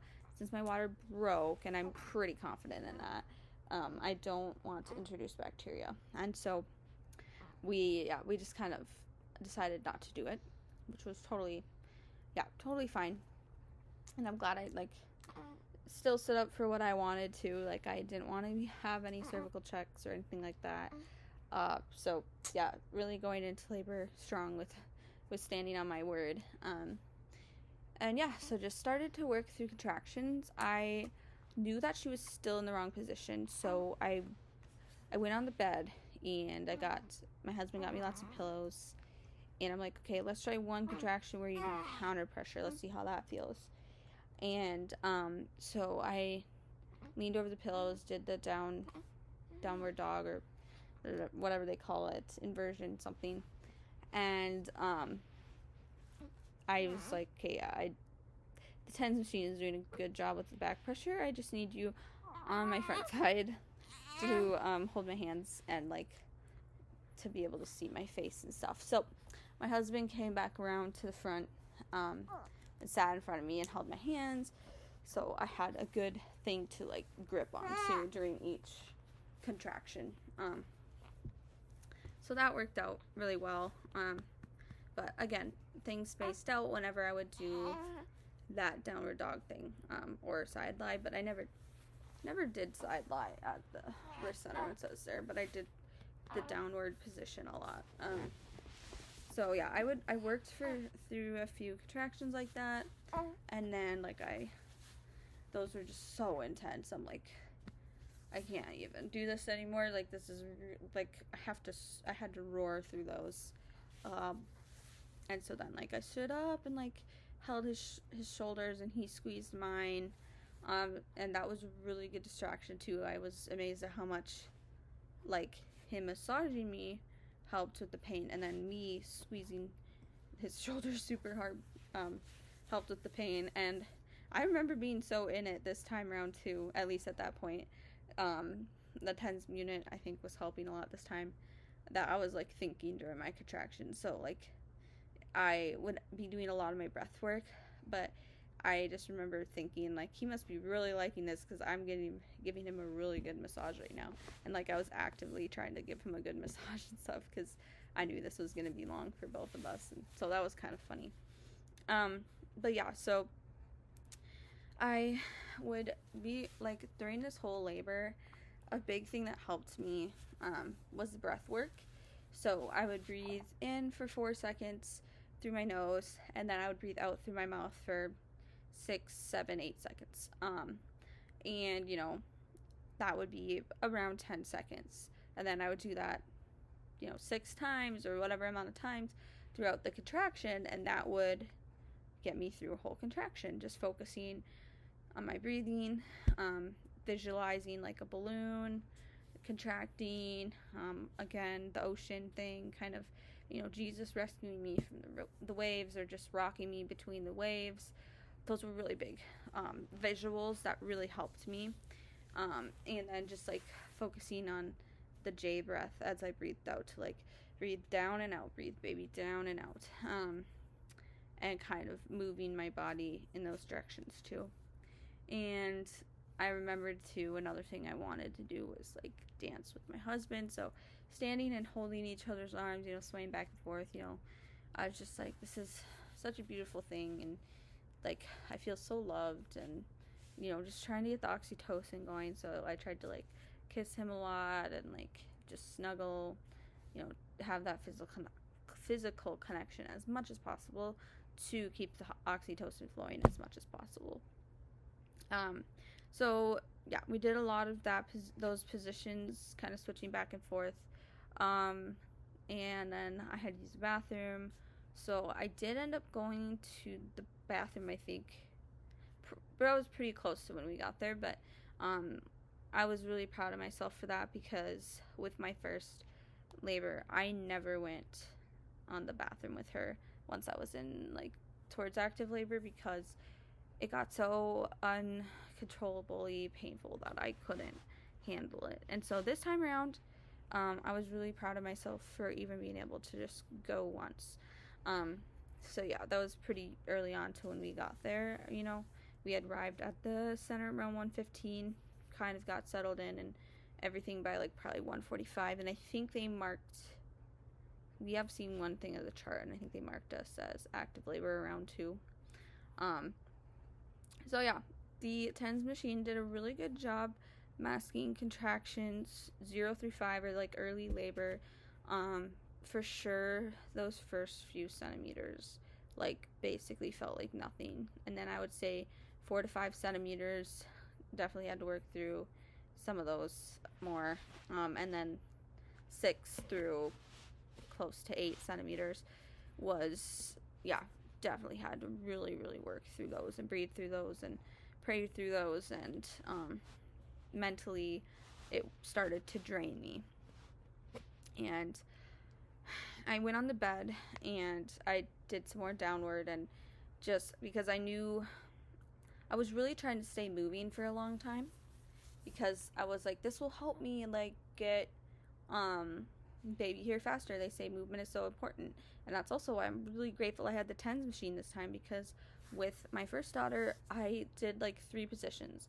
I did squatting for like the whole time basically, and then once I was closer to transition I did hands and knees on the bed, and then I pushed on my back with my first. And so this time I was like, this is great. I'm like moving around and this and that. That was also why I was shocked that like things spaced out based on different positions. Like I just wasn't used to that. So yeah, I knew I needed a break. I knew I needed sleep. And so the only way I knew to do that was to do hands and knees on the bed, or like forward lying, which with my first I had discovered that, because with my first I did a lot of that position in transition right before pushing on my back. And I remember like I would like crash out, like I would be out sleeping, and then I would wake up to a contraction, work through it, and fall back asleep instantly. So I knew that that position would allow me to do that, and I was like, I need sleep.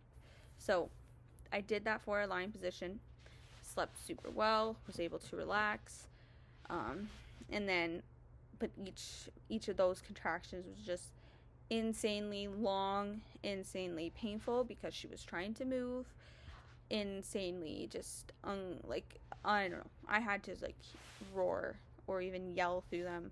I was crying, just saying this is really hard. I was trying this labor, I was trying never to say anything negative. I never wanted to say anything about an epidural. I never wanted to say just anything negative that would send my mind from the positive mindset it was into a negative one.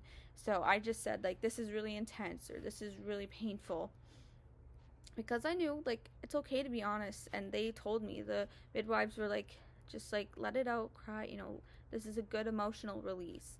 And so I was definitely hitting that point of like emotional release, like I can't do this. And I had planned not to do cervical checks, because especially if my labor involved my water breaking, I did not want to do cervical checks. But I also knew that myself, at some point in labor, I knew, and I had told the midwives, I'm like, I probably will want one at some point, but I'm telling myself going into this, and I'm letting you know, I don't want any cervical checks. But just keep that in mind, I might want one. And so at this point, I was at the point where I was like, I can't do this anymore. And I knew that when I was starting to think like that I was probably in transition or just on the edge of going into transition. And so I said, can we just do a cervical check? I just want to know how far along I am. And that's actually something too with my first labor. I think I had told them, like with my first daughter, they did a lot more cervical checks, but like they had asked me if I wanted to know, and I think I said no. So I never really knew how far along I was with my first. Or did I? I don't know. My memory is a little spotty of that. But yeah, I was determined to try my best not to do it this time. But then I also, yeah, I'm glad that I did do it.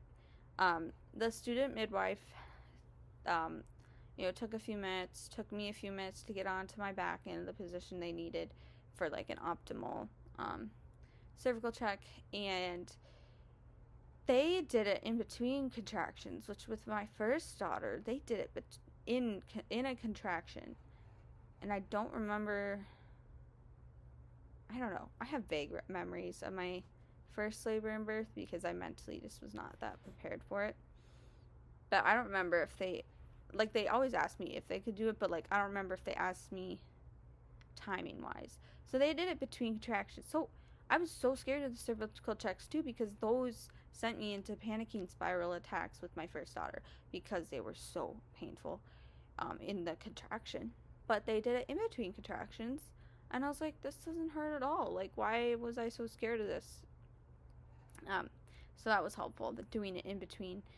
So the student midwife like felt around and she's like, I think you're like an 8 or a 9. And then she had the main midwife also check. Which, thinking back now, literally as I say that out loud now, I'm like, I just introduced like 2 different bacterias into me. Whoops. But it's okay because I was confident where I was at. And so they did, the main midwife also did the cervical check, and she's like, yeah, I would say that's right, like about an 8 or a 9. So I was like, okay, I knew that meant I was in transition because transition is between 8 and 10 centimeters. So I was like, oh my goodness, like it felt good to hear those numbers. I think if I heard 7, I would still feel like, oh no, but like hearing that, oh my goodness, girl, where are you going? Just hearing I was in transition, I'm like this is great, like I am in it. So that was that uplifting like news I needed, and again, that's like a big reason why I did want the cervical check, was because I figured it would be news that would like give me the extra motivation I needed in that moment. So that was really, really helpful. So they tell me that I'm, 8 or 9 centimeters, and then she said, the main midwife asked if she could do one cervical check while I was in a contraction. And I remembered, I'm like, that's when it really hurts, but she just wanted to see how well baby was engaging, to kind of see, if there was anything we could do different to bring her here faster. So I said, that's fine, yes. And so she did one while I was having a contraction. It didn't hurt as bad as I thought, but she did feel in there for a while, and I was like, ow, ow, ow, ow, ow, and like, I think she like pulled her hand out during a contraction or whatever. I don't know. It did get intense. It did get painful, but it was good and helpful in the sense that she's like, okay, you're doing really well. She said, but you do have a bit, just like a small, like this wide of an anterior cervical lip. So basically your cervix is meant to, well, not meant to, but typically it'll just dilate in a perfect circle, so that when it's 10 centimeters, like it's basically a perfect circle. When you have a cervical lip, they call it, it's like part of your cervix is like flatter. So like my front part was just slightly like there. Like there was just a little bit of a lip, they call it. And it just means that you have to do positions that engage your baby's head on that area of the cervix to like trigger it to fully open. And so, my lips are so sticky right now. It's better. And so she said, okay. She said, I would try a few different things. She said, I would try, like forward leaning, or I think she maybe suggested asymmetrical things, which I remember researching, and like my big thing in early labor was to do like squats, or sorry, I should say in the first phase of labor would be to do like squats, or like toes out, knees out, heels together, but then during like transition or like towards that area, problem solving stuff, doing like the asymmetrical like lunges or like stair walking or just stuff like that. So she had suggested some of that.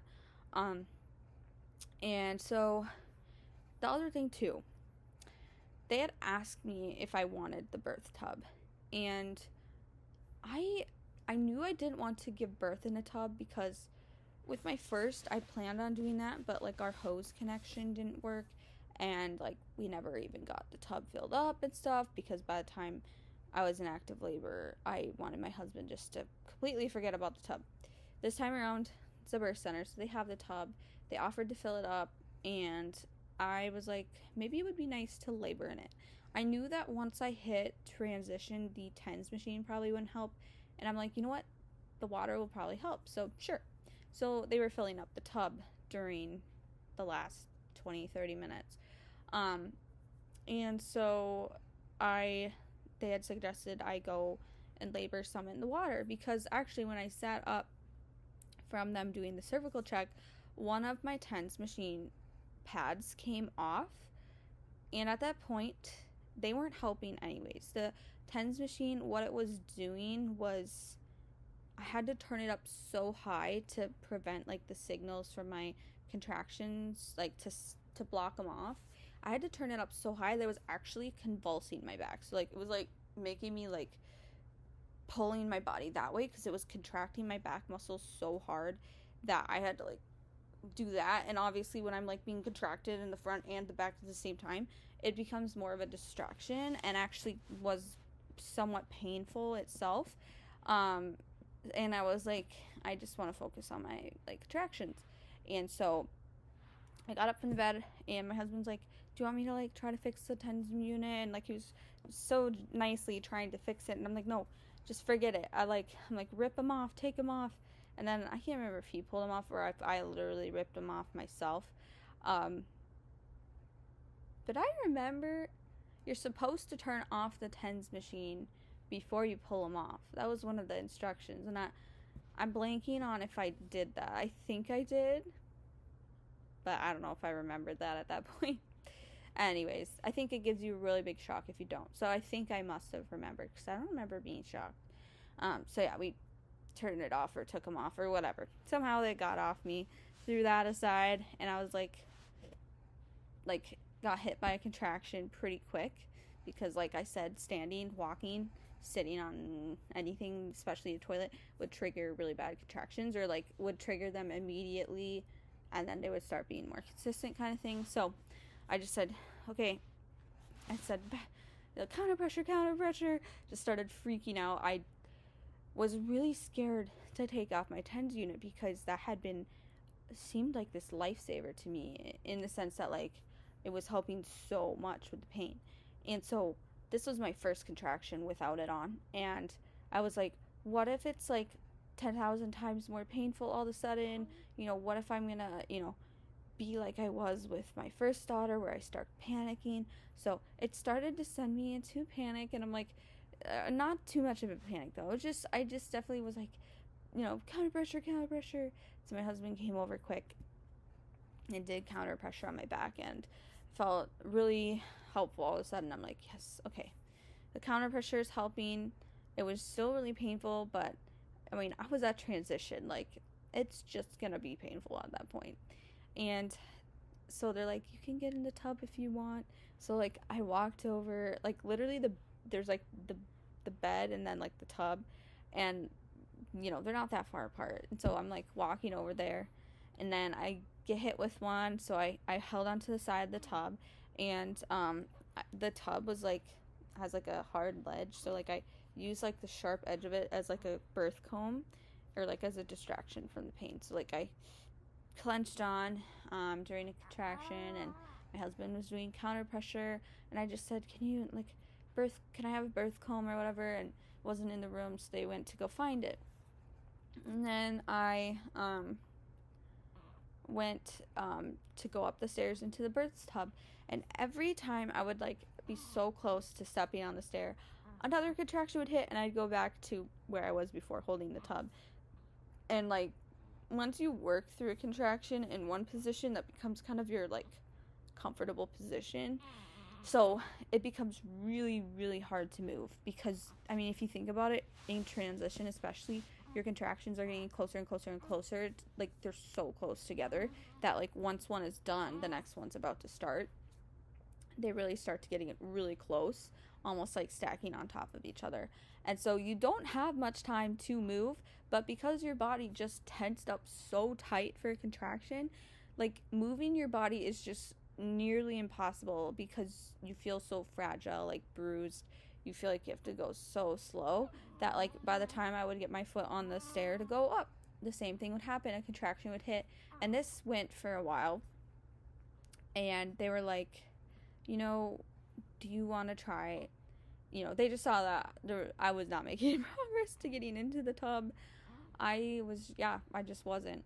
They're like, came over to me and they're like, do you want to try emptying your bladder? We're just wondering, you know, maybe that would help, you know, get baby engaged more or something. I don't know. They had a reason for it, but I was like, reluctantly, I was like, just kind of shook my head. I was so out of it at this point. I mean, I was in transition, so like, you just like are out of it. And like, my midwives did a great job not asking too many questions because that pulls you out of it a little bit, or like, just like takes me a few seconds to process. I'm like, what? Or whatever. Oh. Okay. We got some milk. You okay? Just have some milk to get out. So I started walking into the bathroom, got in the bathroom, tried to go to the toilet to like sit down quick because I was like, maybe if I beat the next contraction, you know, this will be fine. But like I was like hovering over the toilet and like starting to squat, and then I would like panic and like walk away, try again, panicked, and I'm like, I just can't. I told my husband, I said I can't. And big reason being that when the midwives with my first birth had me do a contraction on the toilet, they wanted me to contract. Oops, sorry, just signaled the thumbs up that made that go. With my first daughter, they wanted me to do it, and I tried it. And that sent me into the biggest panic attack ever. And so I think I just have a little bit of trauma from that or something, because when I went near that toilet, I would start like panicking, and I'm like, I'm not gonna send myself into a panic attack like that again. Nope, we're not doing that. Let's find out something else. So actually, I went to the sink, and I was staring at myself in the sink. My husband was doing counter pressure behind me. They threw like a puppy pad underneath me on top of like the rug that they have in the bathroom. And again, I had the birth comb at this point, so yeah, I was using that, switching it, different hands, and yeah, just really those contractions just getting worse and worse. Those were the contractions that feel like a knife like stabbing me in the stomach. I don't know like how normal these things are. I don't know if it's because my baby was, you know, kicking the front. I don't know if it's because she was turning at that point. I'm not sure why, but those just feel like my body is being ripped in half at that point. And transition is so close together and mentally just so hard. I remember in the bathroom, I think I even said it out loud, but for sure in my head, I was telling myself, I am bigger than my contractions. My contractions are my body. They cannot be bigger than me. And I was just kept saying, like, I am bigger than my contraction. I'm bigger than my contraction. That made me feel good about it for some reason, because I'm like, you can't beat me. Like, you think you're beating me? Like, no, I've got control over you, kind of thing.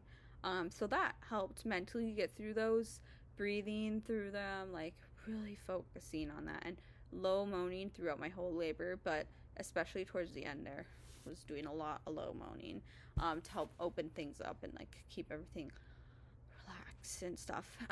And so then we went over, we were there, and I actually did pee. I like literally pushed the pee out of myself somehow. I started to push, actually. I don't know, like I so confused. So there's different things. Like there's a Ferguson reflex, and then there's the fetal ejection reflex. The reflex is like the urge to bear down, and the fetal ejection reflex is where your body just starts literally pushing your baby out without your assistance at all. So I know it wasn't like the fetal ejection reflex at this point, but I definitely felt like pushing was nice. And I don't know if it was I had the urge to push or just like because I was trying to get pee out of me, I was like pushing and I'm like, this feels good. Like it's kind of its own counter pressure against the contraction, or you feel like you have more control with it. And with my first daughter, I actually had been doing that a lot in the earlier parts of my active labor. I had been doing a lot of like pushing, and they were like, try not to push, like, you're not too far dilated, like try not to push because it can affect baby's heart rate, kind of thing. um so yeah, I don't know, I did a little bit of that in the bathroom, emptied some of my bladder. I don't think I emptied all of it, but I emptied some of it. And they were like, do you want to come over here and try the birth sling, maybe just like give you a break, get off, like try a different angle, kind of give you a break or something. I was like, sure. Like at this point in labor, when you get into those parts of labor where you're in labor land, you can't really think well. And so, like, that's why it's very important that you have someone who can advocate for you. Like, my husband was there for that, but also having a team who will support you. Like, my midwives knew what I did and didn't want. And so, like, they never mentioned anything to me, really. Like, they didn't ask me if I wanted cervical check or anything because they knew going into it I didn't want that and stuff. So just making sure you have a good team of people around you, no matter what location you're doing it, whether you're at home birth center or hospital or other place, make sure you have people there who can speak on your behalf, or just in general having a good team of people around you, or having a doula to like keep track of your things you want and stuff. Super super super important, and I highly recommend to to have something, like if you've never done a birth before, and especially if you are doing hospital birth where that probably have typical hospital procedures and stuff. I would recommend getting a doula, just because it's mentally it's so helpful, I think, to have that. Or at the very least, making sure your husband is ready for it. My husband has done amazing both times, but especially this last labor, I really also had learned so much myself that I was able to tell him about. And then he was literally talking to me the whole labor. Like, he was a big distraction for me, in the sense that he was keeping me calm and distracted through all my contractions, with prayer, with my affirmations, telling me a lot that you've done this before, you're gonna do this again, you are doing this, you, just reminding me my body was made for this, stuff like that. It's super important that you have people there who are your cheerleaders, and so make sure to surround yourself with people who aren't going to instill fear in you or try to persuade you to do something. So at this point, like I said, I don't know really why. I think I wanted to just try the birth sling, because I was like, well, I'm at the birth center and there's the birth sling, might as well try it. So went to that, and I wrapped my arms around and held onto the birth sling, and they had me almost, my lower back was supported by it, so I was leaning back and holding on to it in the front of me, and then I had the birth comb in my hand too and was holding. And so I did a good amount of contractions in there, but I started to slip down because my arms are not strong. I mean, they I do not have a lot of muscle. Now that I have baby here, I'll be getting a lot more muscle from holding her, but I hadn't really been working out my arms or anything like that during labor or during pregnancy, so arms are pretty weak. And so I started slipping down and down and down more and more with each contraction, because those the silks are kind of slippy. for the birth sling. And so they even put like a birth stool under me then at some point, because they're like, let's like support you between contractions. And yeah, so I was really just trying to enjoy every single like break I got. And I remember like vaguely like opening my eyes a few different times, and there would be like different people. I was kind of being watched, but I don't mind that. Like myself, I'm like, whatever. It did kind of pull me out of it for a second, because I'm like, oh, like she's that midwife is here watching and stuff, and like, and then I would like close my eyes, and then like a few contractions later, I would look, and I'm like, oh, those people are here now and stuff. So it was kind of interesting because I was facing the door to the room at that point, and it felt like there were so many people in there. And so at one point, I opened my eyes, and I noticed that one of the midwives, who just I don't click very well with her, was there. And I think the reason why I don't click well with her, that she's almost bugged me a little bit, is she's just a very like forward personality. Like I remember with our first daughter, we'd actually never met her until a postpartum visit, and like it just wasn't a good experience with her, in the sense that like we showed up with our daughter, and our daughter, because we didn't find out gender till birth, a lot of her like newborn outfits were like gender neutral and stuff. And so she was in like a panda outfit, and I didn't have her head bow on or anything. And so like a lot of babies, people just assume they're boys because you don't have long hair obviously for a while. And I just remember she's like, oh, he's so cute and stuff, and I'm just like, that kind of triggered me a little bit at the time, because I was like, how do you not know that it's our daughter? Like, if you are seeing us for an appointment, how do you not know that you're seeing someone who gave birth to a girl? Like, you should be reviewing stuff before appointment, stuff like that. I think it was because it was like back to back appointments or something that she didn't know, but that kind of annoyed me. I was like, really? And then also she like had commented during that visit, like my daughter, our first daughter, had spit up on herself, and we're like, oh, we better change that outfit, because like don't want her to get cold or whatever. And she's like, oh, you don't need to change it if it's just a little, she'll be fine. And I'm like, excuse me, who are you to tell me what to do with my daughter, with our daughter? You don't tell us what to do, like we will make decisions, kind of thing. So that kind of a little triggered me. And actually she wasn't at the practice, and then all of a sudden I noticed, like the week before our second here was born, that she had returned to the practice, because they updated their website with new photos and stuff. And I'm like, oh no, I'm like, I hope she's not the midwife on call. Anyways, so I opened my eyes. Sorry, that was a long story, but kind of important.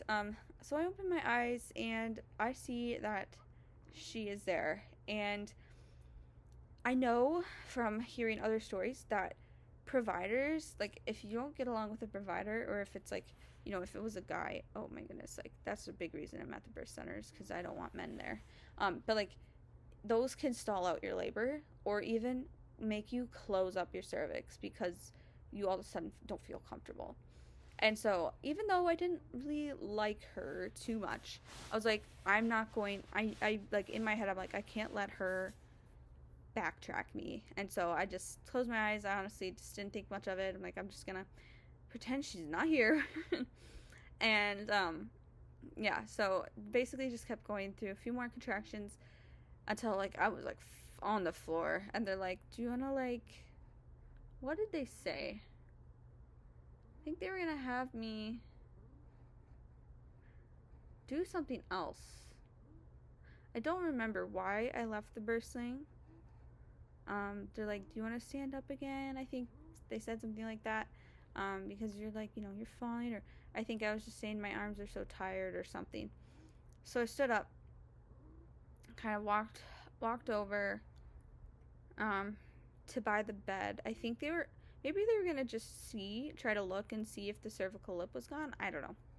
I don't really remember that part. But anyways, I'm not surprised I don't, because there was just a lot going on, and I was in transition, and that's when I don't remember anything. Um, so I went to the bed, or to the side of the bed, and then all of a sudden a contraction hit, and the student midwife was in front of me, put her arm out, and like motioned for me to like lean over her. So I just like leaned over her arm, and my husband did counter pressure from behind.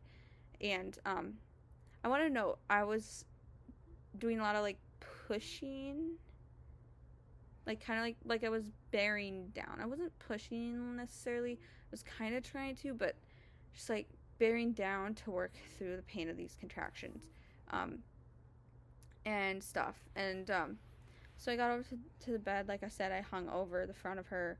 My husband was doing counter pressure from behind, and this lady is strong because I put my whole weight onto her, and I was like squatting a little bit during this time.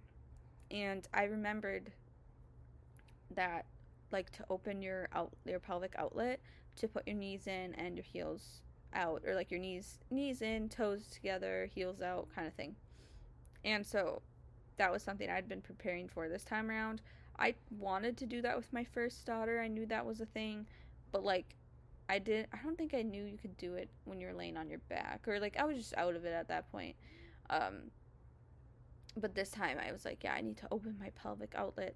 So I was doing squats while like doing them very awkwardly to get my knees together and my feet apart. Um and stuff to open my pelvic outlet.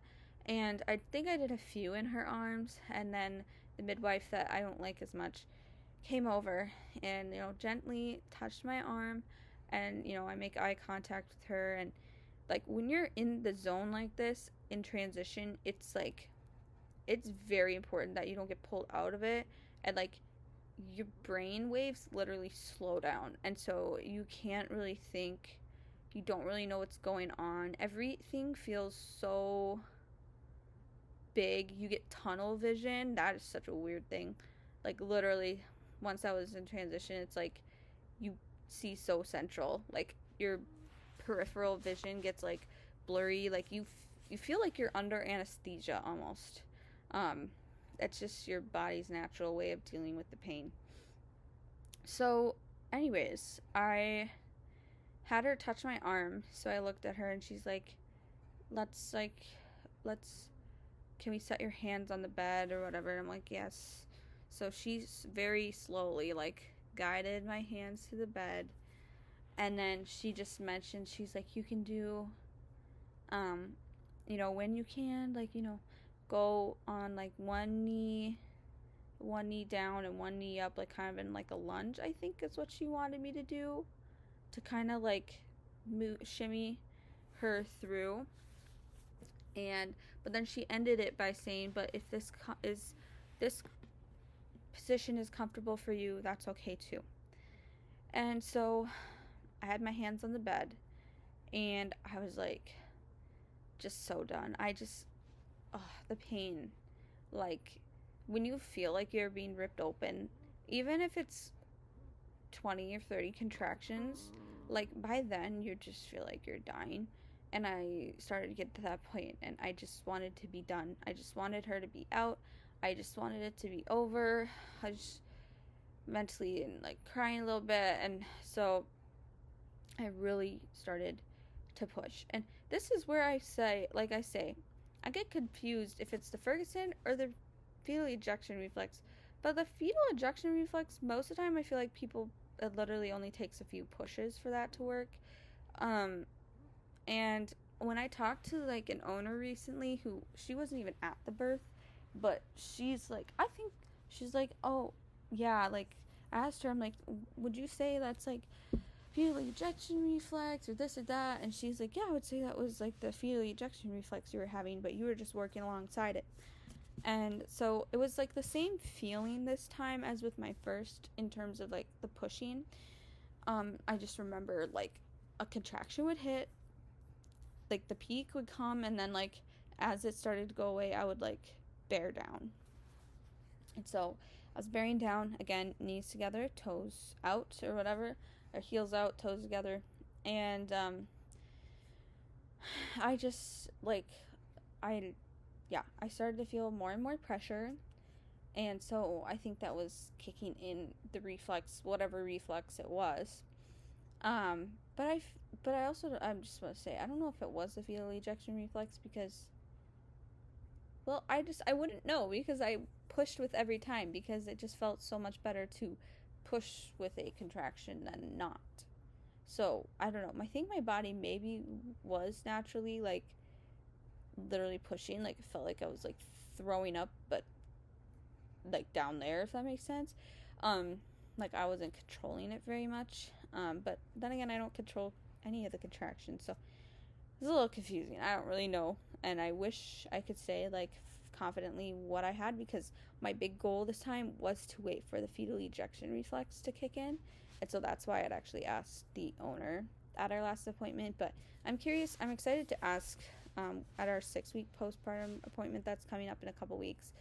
I'm excited to ask the main midwife who was there and see like what she thinks happened because I don't know. Anyways, I start bearing down. Now, this time was different.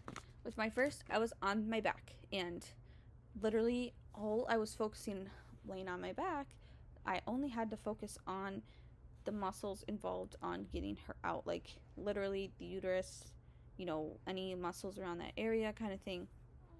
And this time, I'm standing, so I have to use my leg muscles, and so everything is feeling tight down there. And I'm just like, I was so confident that she had already come into my canal, and I'm like, do you see her head? They're like, not yet, or like we can see the very top of her head, but she hasn't engaged yet or something. And I'm like, in my head, I'm like, are you kidding me? I've been pushing for this long and there's nothing happening. Anyways, I I start to feel her head coming through, and I'm like, oh my gosh, I totally forgot. This is what it feels like. This is what it feels like. Because I thought I was having the ring of fire before. Because I had that with my first. I remember that. But I don't know, it's just different standing up this time using gravity and all that. And I was just so convinced. I'm like, yeah, this is happening. And so when they told me she hadn't engaged, I was like, what?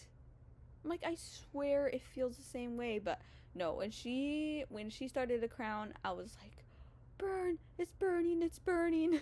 Out loud. I have that on the video too. It's like, it's burning. Just trying to stay like calm. And I had learned a new breathing technique this time too, where you say like pop, pop, pop, pop, pop, or you can say ha, ha, ha, ha, ha, to help make like micro movements of like your pelvic floor to help baby come through without tearing, because you're like slowly increasing the like stretch. So I was saying pop, pop, pop, pop, pop over and over. You can hear it in the video. I'm like pop, pop, pop, pop, pop. I'm just like in the zone. And the midwives, just like my first birth, kind of were coaching me, which for myself, I actually like that. Like before that, they hadn't been coaching me, and I was like, why aren't they saying anything? I think I had told them that I wanted to do it myself and that kind of stuff, but so they were being respectful of that. But then yeah, they started coaching me, thankfully. I'm just the type that needs that, so I know that from my births now. I really do like having that versus not. So I did purple push with some of it, which I know purple pushing is bad, but here's the thing. There are so many things that like, it's just about informed consent, because I've been told, like I was told with my first birth, like purple pushing is horrible, pushing on your back is the worst. Oops. I didn't mean to trigger balloons. Both those things, it's true, they can increase tearing, and like I knew that with my first birth, and I still did it. I still pushed on my back. I still purple pushed because I pushed on my back because I was tired of doing squats for 6 hours? No, well, like 4 hours. With my first birth, I had been doing squats. Actually, yeah, it was like 5 hours I was doing squats, and I was like, I can't do these anymore. At this birth, I had been doing a lot of different positions, so I could do the standing position because my legs weren't dead. But yeah, I pushed purple pushed my first birth too, because I was like, I don't care if I tear at this point, I just want her out. Um, and kind of same thing this time. I really wanted her out, and so I was like, I did it without tear, or I did it with a very very minor tear with my first. I'm gonna try this again, and I'm gonna just play it by ear. So I would purple push, and when I felt like super super tight, I would back off, and I would say pop pop pop pop pop. So I kind of did both techniques, I guess you could say, to try and like get her to come out without tearing. And I got really scared because when she started to come through the front, like as soon as she engaged and I started to feel burning, I got really scared because I felt a pop. And I'm like, her head isn't even through. I'm like, great, I think I just tore my cervix. Like I just tore something way, way, way up high in me. So I freaked out because with my first daughter, I remember feeling a tear. I remember feeling it happen, but it was a very, very minor paper cut tear. And so I thought that I had just torn way up in my cervix. And I'm like thinking in my head, how are they going to like do stitches on that? Kind of stuff like that. So that was scary to me. And that instilled a little fear in me this time with pushing. With my first, I really wasn't scared. I never really backed off too much, but they did, once she did crown, they did start applying a warm compress, which I did ask for, because with my first birth they had done that, and I like really liked that. So they put like a warm compress on my perineum, but whatever, between where her head's coming out and where my bum is. They put a nice warm washcloth in there to like help those tissues relax and stretch easier. So highly recommend that as well. And so yeah, I feel her coming, they're cheering me on.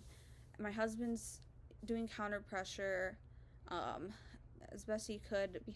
He had to like stand on the side of me and like shove his hands in like a weird way because they were like under me with a flashlight, like keeping an eye on things and stuff.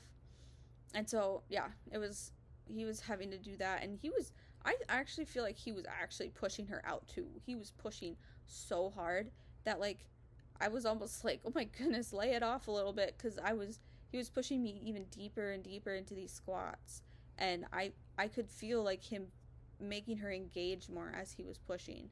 So I mean, I don't really mind. Like it felt like it was helping, but I was like, oh my goodness, like you're literally shoving her down. So that was interesting this time around too, having the counter pressure while I was pushing. But yeah, so he was doing that. I was dealing with the burning sensation, and I felt like it was taking forever for her to get through my canal. And then finally, like, you feel that like quick release, and I'm like, okay, oh, her head's through. And then I was just thinking, her body's so much bigger than her head. But I forget how much their bodies are so squishy compared, like the head squishes, but like the head is the hardest part, I think, to get through, unless there's like a shoulder dystocia or something. And so yeah, start pushing her body through, and the one midwife, I don't like to say that I don't really like, one of my less favorite midwives, she was there during all this, and she was like taking nice photos of us and stuff, which I really appreciate. And like I have a better out view of her now, after this birth, just because she did such a great job too. But she was like, you gotta give us like a really good one, Lindsey, like let's get your baby out, okay, we gotta get her out. And I was just like, okay. So like I just kept purple pushing, and I really really just bore down, and all of a sudden, like, just that instant relief, and all of a sudden the flood of hormones and just like emotions. Like I remember like kind of like, well, I remember I've actually watched back some of the video too, and like I just kind of like was like starting to yell because I was like, oh my gosh, like when it starts to stretch and like burn, it just, yeah, it's like, you could like raise your voice and stuff, and they had to remind me to lower my voice a few times, and like when I was saying pop, pop, pop, pop, pop, they're like, slow your breathing and stuff. And I'm like, you don't understand. I'm doing this to prevent tearing. But they had a good point. Like, I was saying pop, pop, pop so fast that it probably wasn't helping. So yeah, I like let out a yell after she was out. I was like, ah. And um, they, I walked over to the bed, laid, got on, and then they like passed her between my legs. Let me just see.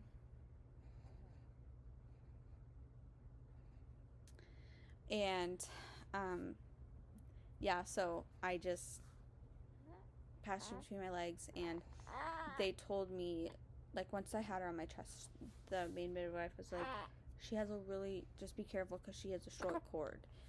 And I'm like, oh man, really? Great. Thankfully, I was able to get her up here, but like, it was as far as she was going. Like, I couldn't like pull her up any further. So I had to be careful of that. They had to remind me that a couple times when I would like try to pull her up. They're like, she has a short cord. Be careful. And I just like I held her off the side, and we just looked at her, and me and my husband both cried and looked at each other, kissed each other, and just had that emotional release, and the hormones just flowing, and she was just so cute. And it really didn't last long before I was like, oh yep, here it comes the postpartum contractions to get this placenta out. And I had done a lot more research on that kind of stuff this time around. I knew, like, I tried to do like the hack where you like put your hands together and like blow to get it out, but because I had her in my right arm, I could only like do one hand, so it didn't work. And I don't know if that's just because I didn't have both hands to do it or what, but I had the shakes this time too. Postpartum, I don't remember having too much shakiness with my first. I might have, but it was nothing compared to this time. I was like shaking a lot, and my husband's like, is she okay? Is she gonna like get shaken up or something? I'm like, well, she'll be fine. But yeah, it's just like that adrenaline rush you get that makes you like shake. And so I had her in my arm, and I was like, okay, last time we waited till the golden hour to nurse. I'm like, I want to try to nurse her to help get the placenta out this time. So she started nursing, and of course that triggered even more contractions or whatever, cramping.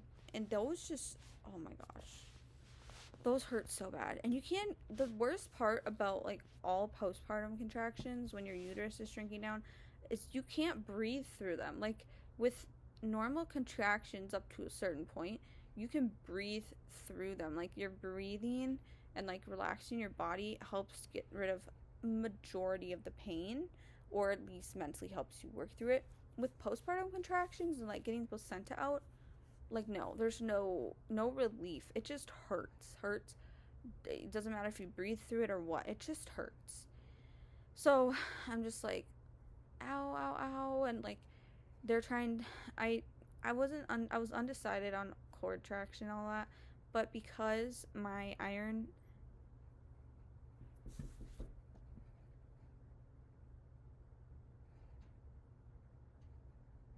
I gotta get the door. Sorry, someone just came by to pick something up. I was not expecting them. Anyways, yeah, contractions to get the placenta out. I did a lot of research, and there's just different things about the placenta. But like I said, because I was almost anemic, like my iron levels were low, like borderline to being anemic. My ferritin levels were like at a 6 when they should have been at like a 30 something. So with that, it was really important to me that I knew if I had hemorrhaged or what, because if I did hemorrhage, or I was at more risk of hemorrhaging due to being anemic, obviously, because then just, yeah, it affects you more and all these things. So I just was like, I'm just gonna trust the midwives.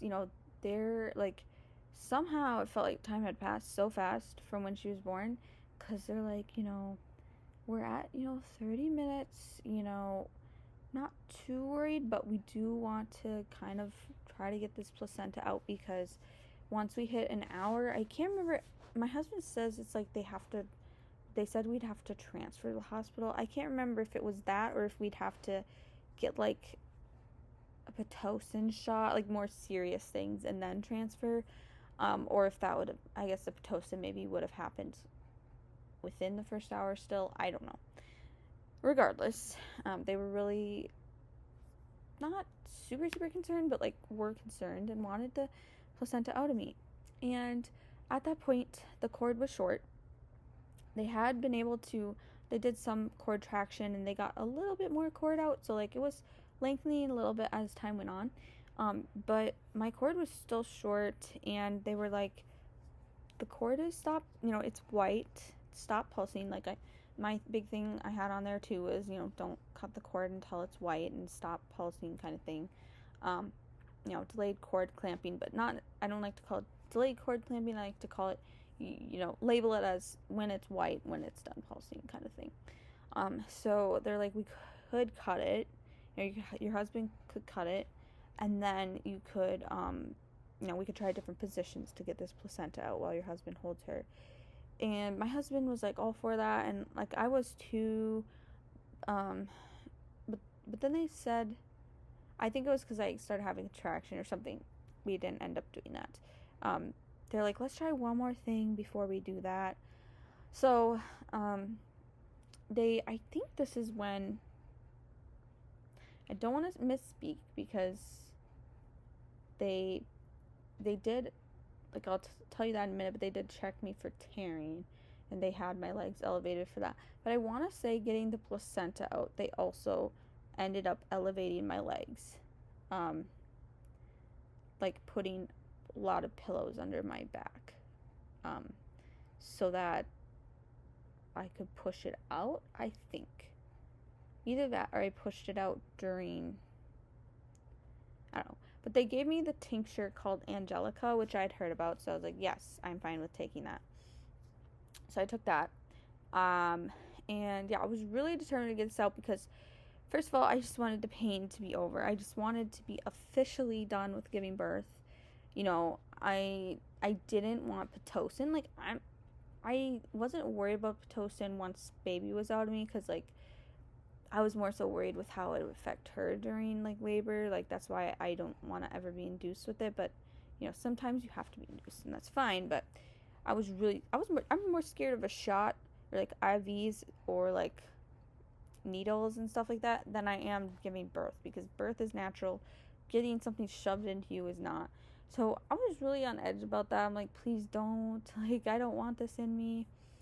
So I really wanted to get this placenta out. So I would push really hard and they would give traction, but then it would like start like a horrible sharp pain. I'm like, no, oh, stop.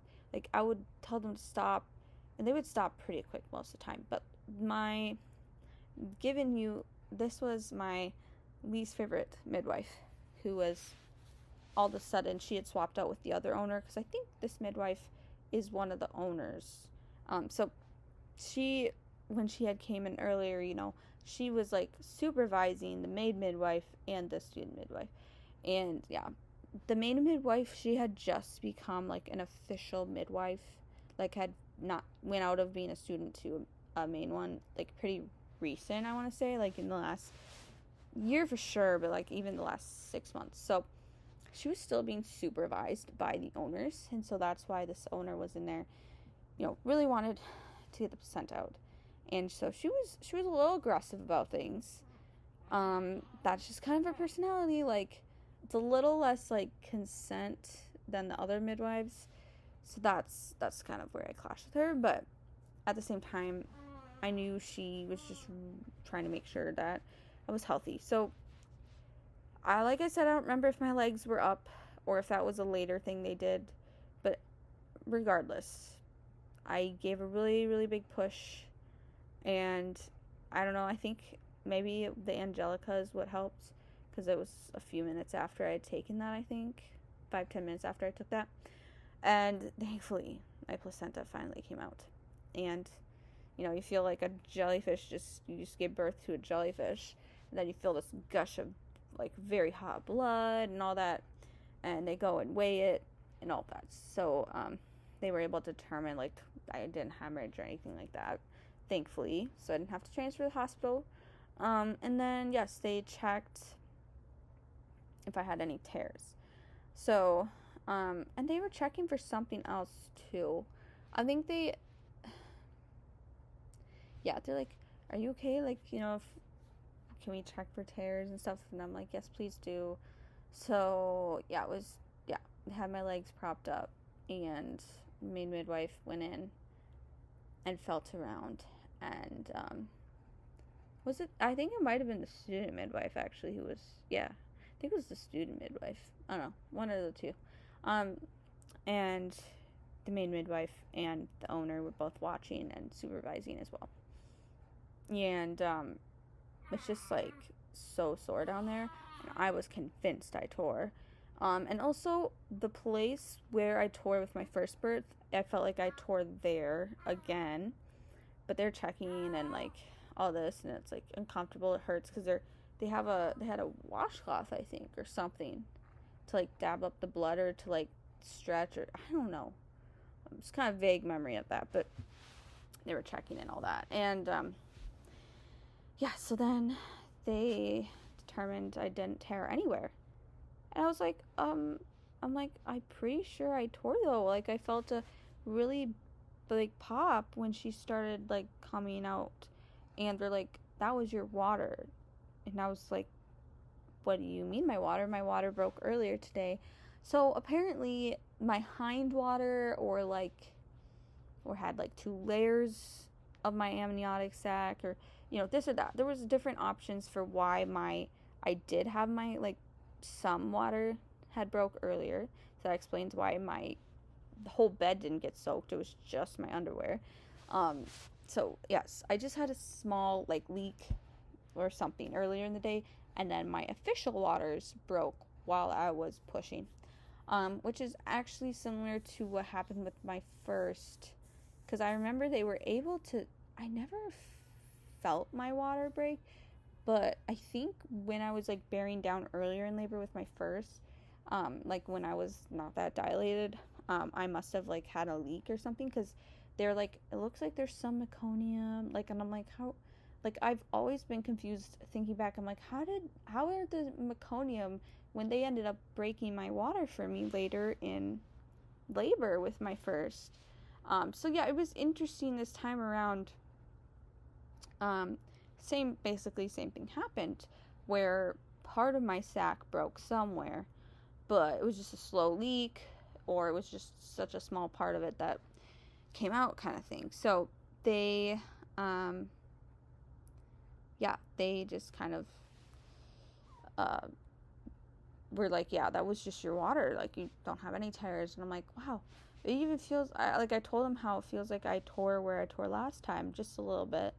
But they said it's not, and they said sometimes there can be like rug burns. So basically, I had gotten a rug burn in the same area, or it maybe just activated some scar tissue there. But yeah, so good news was no tears, which was awesome. And actually, it's been awesome this time because I haven't even had to worry about keeping my legs together like I did with my first. I had to keep my legs together a lot and all that, and so it's been way different healing this time.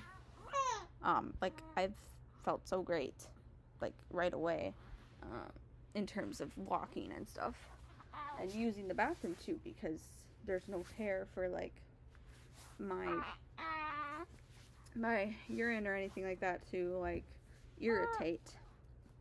So yes, placenta was born. They did all the newborn checkups and all of that, and measured her, and she was surprisingly, she looked smaller to me than our first, but she was actually bigger, slightly heavier, slightly longer, and just finally was able to be. Oops, you're okay. I'll help you. Oh, babu, I'll help you. Where we were able to be discharged. The midwives helped pack up the car, and we got her in her car seat, and got home and had a big meal. Like our midwives gave us, we actually had brought food, and like they heated us up like soup and mac and cheese and stuff that we had brought, and we had, I remember, had apple juice and stuff like that. But then got home and had some stuff delivered to us, and that was, where did it go? That was super nice. So that is the birth of our second daughter. Super similar timeline to our first daughter. So yeah, our second daughter, she was born at 5:17 p.m. and our first daughter was born at 5:56 p.m. So kind of a similar timeline, because it was like a one-day event with our first as well. This time I still don't really know how long I would call the labor. I think they officially marked it as being at 2 a.m. But yeah, two things also I want to note. Since I have heard this, I wasn't gonna try to include this in here because we're gonna make a more, I think, maybe cohesive video with every single detail. But the midwives did tell us that, I was curious if this had happened, that she had turned OA, so the back of her head was finally had turned all the way around to being her perfectly facing backwards, which I guess they maybe prefer slightly like their back on the more left side of the front of my stomach. But anyways, she had turned. She did turn in labor at some point. It was probably during transition, maybe at some point. I don't really know. Some point around the time of cervical check or afterwards, because I was still, I think, feeling the pain or the kicks or something. Yeah, when I did some of those mile circuit positions before my cervical check. So sometime in the last hour of my labor, probably, or 2 hours of my labor, she had turned. And then also, when I was in the birth sling is about the time that they noted my cervical lip had gone away, or something had changed where all of a sudden maybe I sounded different or was acting different, she said, that led them to believe the cervical lip had moved away and that I was, working well to do this on my own, kind of thing. So yeah, it's just interesting how they can, like, midwives are so trained in paying attention to the body. They don't have to look at screens and monitors and rely only on feeling. Like, they were just confident to know that the cervical lip had moved. They didn't even have to look or to feel. Like, they just, yeah, I don't know. Maybe, I think when they looked, maybe when she was crowning or something, that's when they were really, really confident that they could see that there wasn't any lip or anything. But, yeah, it was, yeah. Very different birth than my first, in the sense that some things were harder, some things were easier. Pushing was harder. I will say I was shocked to learn that my pushing was only 5 minutes. It felt a lot longer than that. And with my first, hers I thought was only a few minutes, and hers was like 32 or 36 minutes or something. So it's just interesting how your mental perception can be so different too. But I felt more aware this time and more in it overall. I had so many prayer requests that came true. I had so many prayer requests that seemed like they weren't answered, but truly they were just answered in a better way. Like the whole labor length, looking back, I'm like, if I would have had a 6, 7, 8 hour labor like I had been praying for, I don't know if the TENS unit would have helped as much. And I feel like maybe I would have felt more stressed. My husband would have been more stressed. Maybe he wouldn't have come about to be mentally ready for it. Like, it was the perfect labor length. And, yeah, it's just different. Postpartum has been good. That's for a different video. But, yeah, just I wasn't anticipating how much more painful the postpartum uterine contractions get, especially right away with the placenta. That was part of why I think it was harder to deliver this time, because it was so painful. But yeah, like, just learning different things as we go. And yeah, that was the beautiful birth of our second daughter, and everything it's been going well with adjusting, and yeah, we'll have to maybe make a different video for postpartum. But thank you for watching, and we really hope you enjoyed hearing both of our sides of the story, just to see, compare and contrast how different perceptions there are. And we really hope you guys have a great upcoming labor and delivery if you're watching this for that reason, or if you're just reflecting back on your own labor and deliveries, having something to compare it to, or if maybe you're just watching this out of curiosity and you've never and never will or don't plan on experiencing a labor and delivery. This is just one story out of many. Everyone's is so unique. So thank you for watching, and we hope you have a great day.